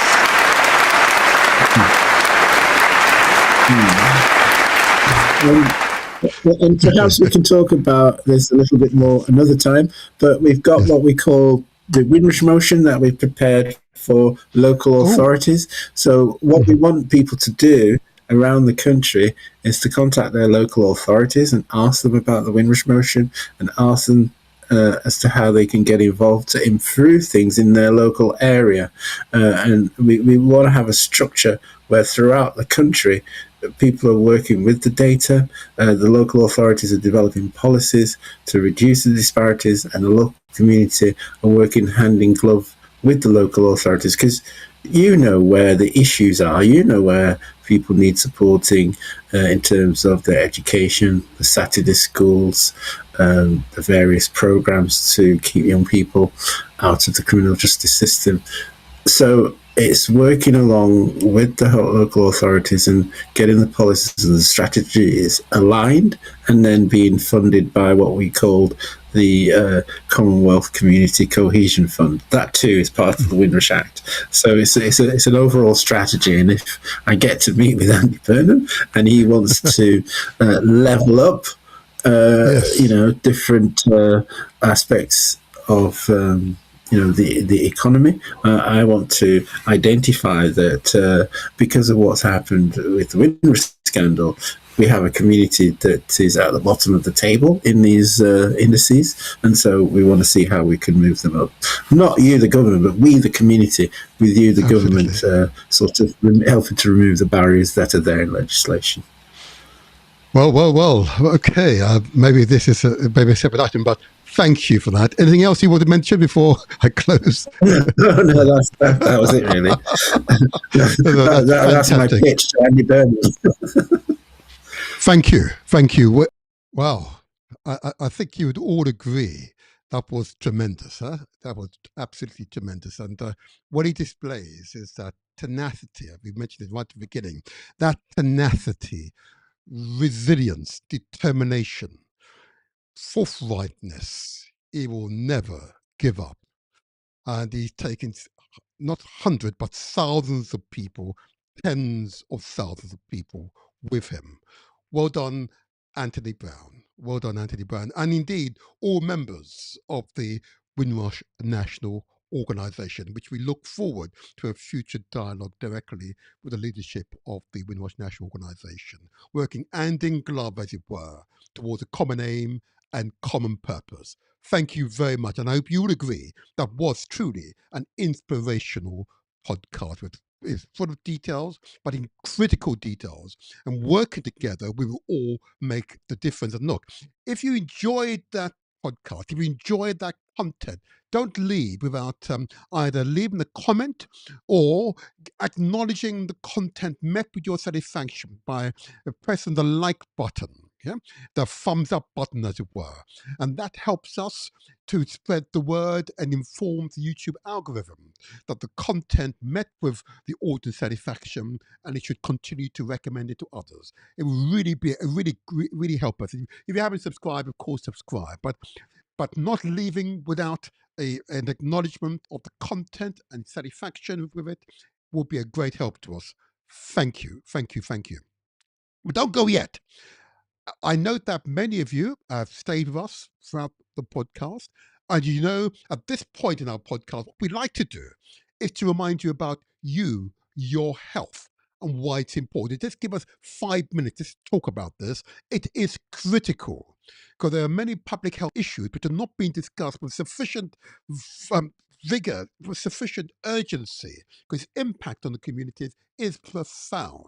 Okay, particularly diabetes, high blood pressure, and obesity or fatness within the communities, and it direct impact it has on those communities.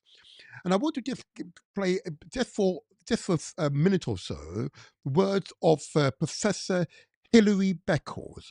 He's the Vice Chancellor of the Universities of the West Indies. Okay, so he knows what he's talking about. Okay. Listen to what he says about his own family and the plus 60s in the Caribbean. These are primarily people of African descent in the Caribbean. Just listen to what he says. Gosh, each time I hear it, I am, listen to this. We have 60% of the black people in the Caribbean over the age of 60 have hypertension or diabetes, or both. Now, if you take the single criterion of chronic diseases, hypertension, high blood pressure, type 2 diabetes, if you take that simple criterion, the black people in the Caribbean are the unhealthiest people on the planet. And you have to understand that. On the one hand, we are watching Usain Bolt and we're watching the Caribbean athletes. We're watching the Caribbean with an image of being the most athletic people on the planet. But beneath that image of these super sportsmen and women is the hard reality. that we are now the sickest people on the planet. In every black family in the Caribbean, hypertension and diabetes is endemic and congenital. In my family, almost everybody over 60 has hypertension and diabetes. You heard what he said? In his family, well, almost everyone has either diabetes or high blood pressure. Woo! Huh? Woo! Huh? Here in this country, a black person in this country 3-4 times more likely to have either diabetes, high blood pressure, or indeed be obese, or all three in some cases. Okay. The public health director for London South East, of course, an important person. He's also a man of African heritage from Jamaica, but he has simple, in fact, straightforward advice for all communities, but most certainly aimed at this community, I've got to tell you. And these are words and advice which are it really distilled his lifetime professional experience, his expertise. Why he's a professor, of course, a natural teacher. Listen to these words.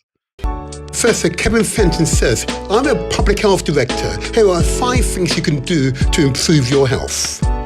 1. Mindful and balanced eating. Nourish wisely. Eat whole, balanced meals with awareness to support energy and well-being.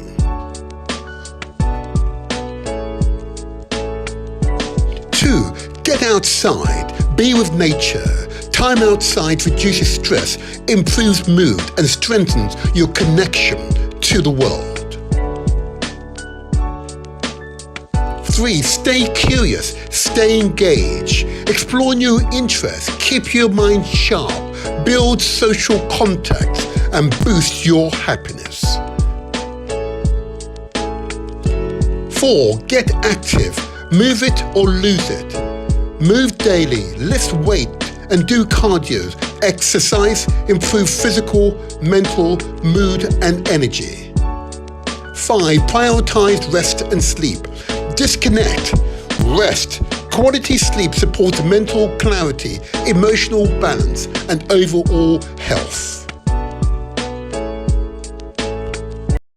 There you are. Common sense advice, huh? And I play those words every day to myself to continuously remind myself what I need to do to protect my health, to promote, therefore, good physical, mental, and spiritual health, so that I can be the best version of myself. Okay? It is so important, so important. And so what I'm heartened by, the number of you who've heard the messages, understood fundamental importance, and have responded positively to these messages. Yes, you've given me the likes. Yes, we absolutely want you to give the likes. You've made the comments. Absolutely, we want you to make those comments. But we want you to self-actualize these words so they become a part of your consciousness, of your behavior, and therefore your determination to be the best physical, mental, and spiritual version of yourself. And in doing so, you help those around you to be the best version of themselves. So what we're heartened by, the number of you who come together in common aim and common purpose, understanding if you work together, we can stay healthier together. And here I'm going to show you, just for a minute, a group of people have come together in common aim and common purpose, who are working together to stay fitter together. Here we go.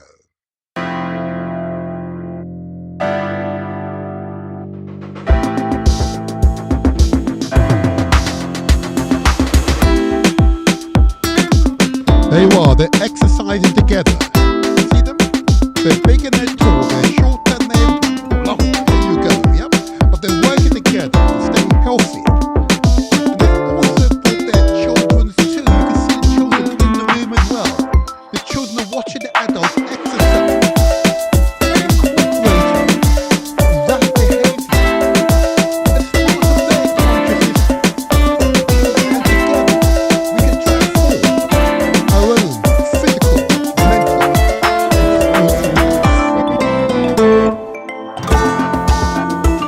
I'm going to pause that there. But I'm sure the message has been received by you, and clear. We understand we work together. We can stay physically, mentally, and spiritually healthier together.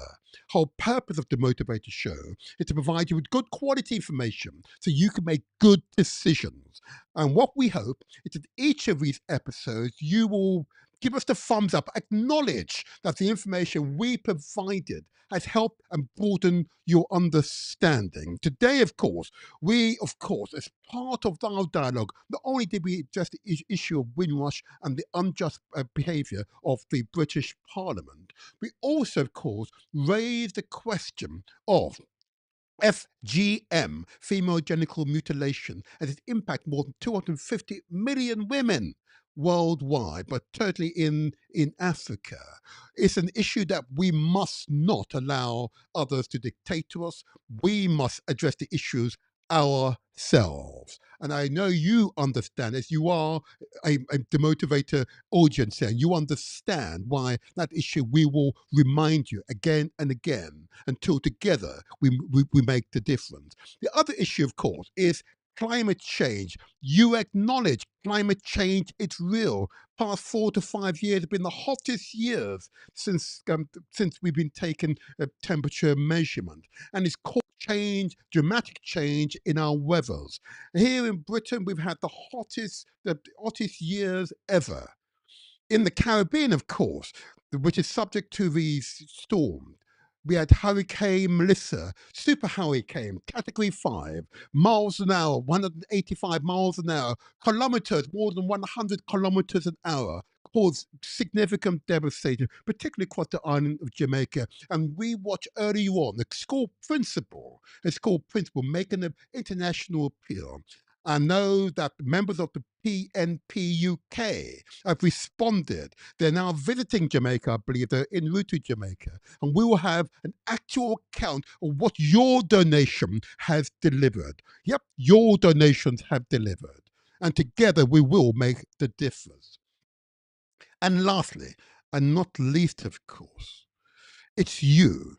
You're the people that make the difference because you've stayed here, you've absorbed the information, and you are actualizing as part of your higher consciousness. Okay, you've understood some of our past podcasts, diversity's most ungrateful dividend. Yes, the dividend is that we now have formerly a deputy leader of the Labour Party, and indeed the leader of the Conservative Party. And what have they done to promote equality for all?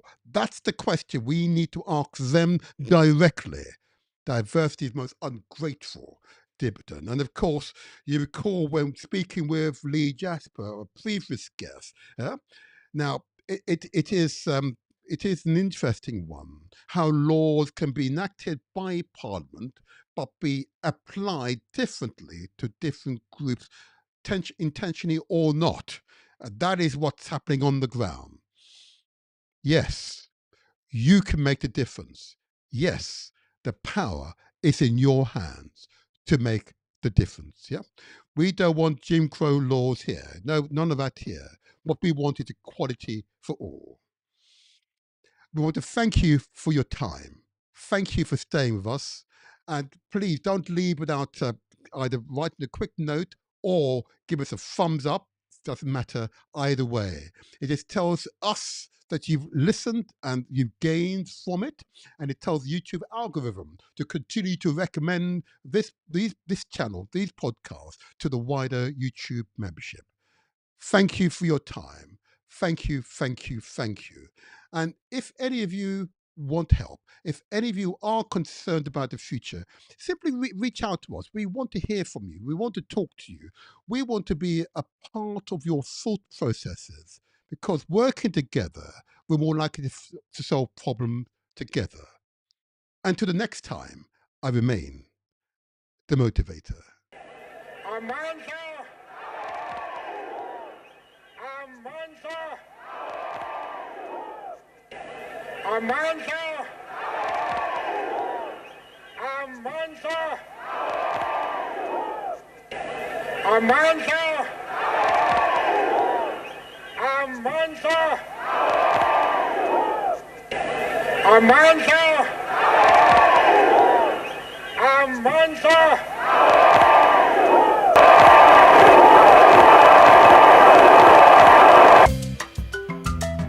Welcome to Burkina Faso, the land of the upright peoples. This trip is the official program of the High Council of Burkinabés in Great Britain. The Demotivatorshow are backers and cultural partners. You are all most welcome. This trip to Burkina Faso will be good for you, good for your family, good for our futures. Meet people who will meet you with open arms and respect.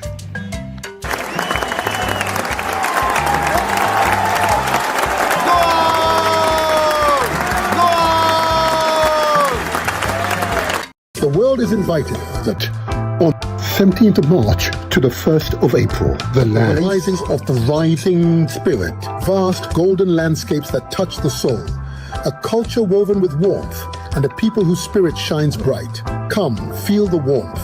Come, discover the rising spirit. Burkina Faso is a holiday destination, is a safe investment opportunity.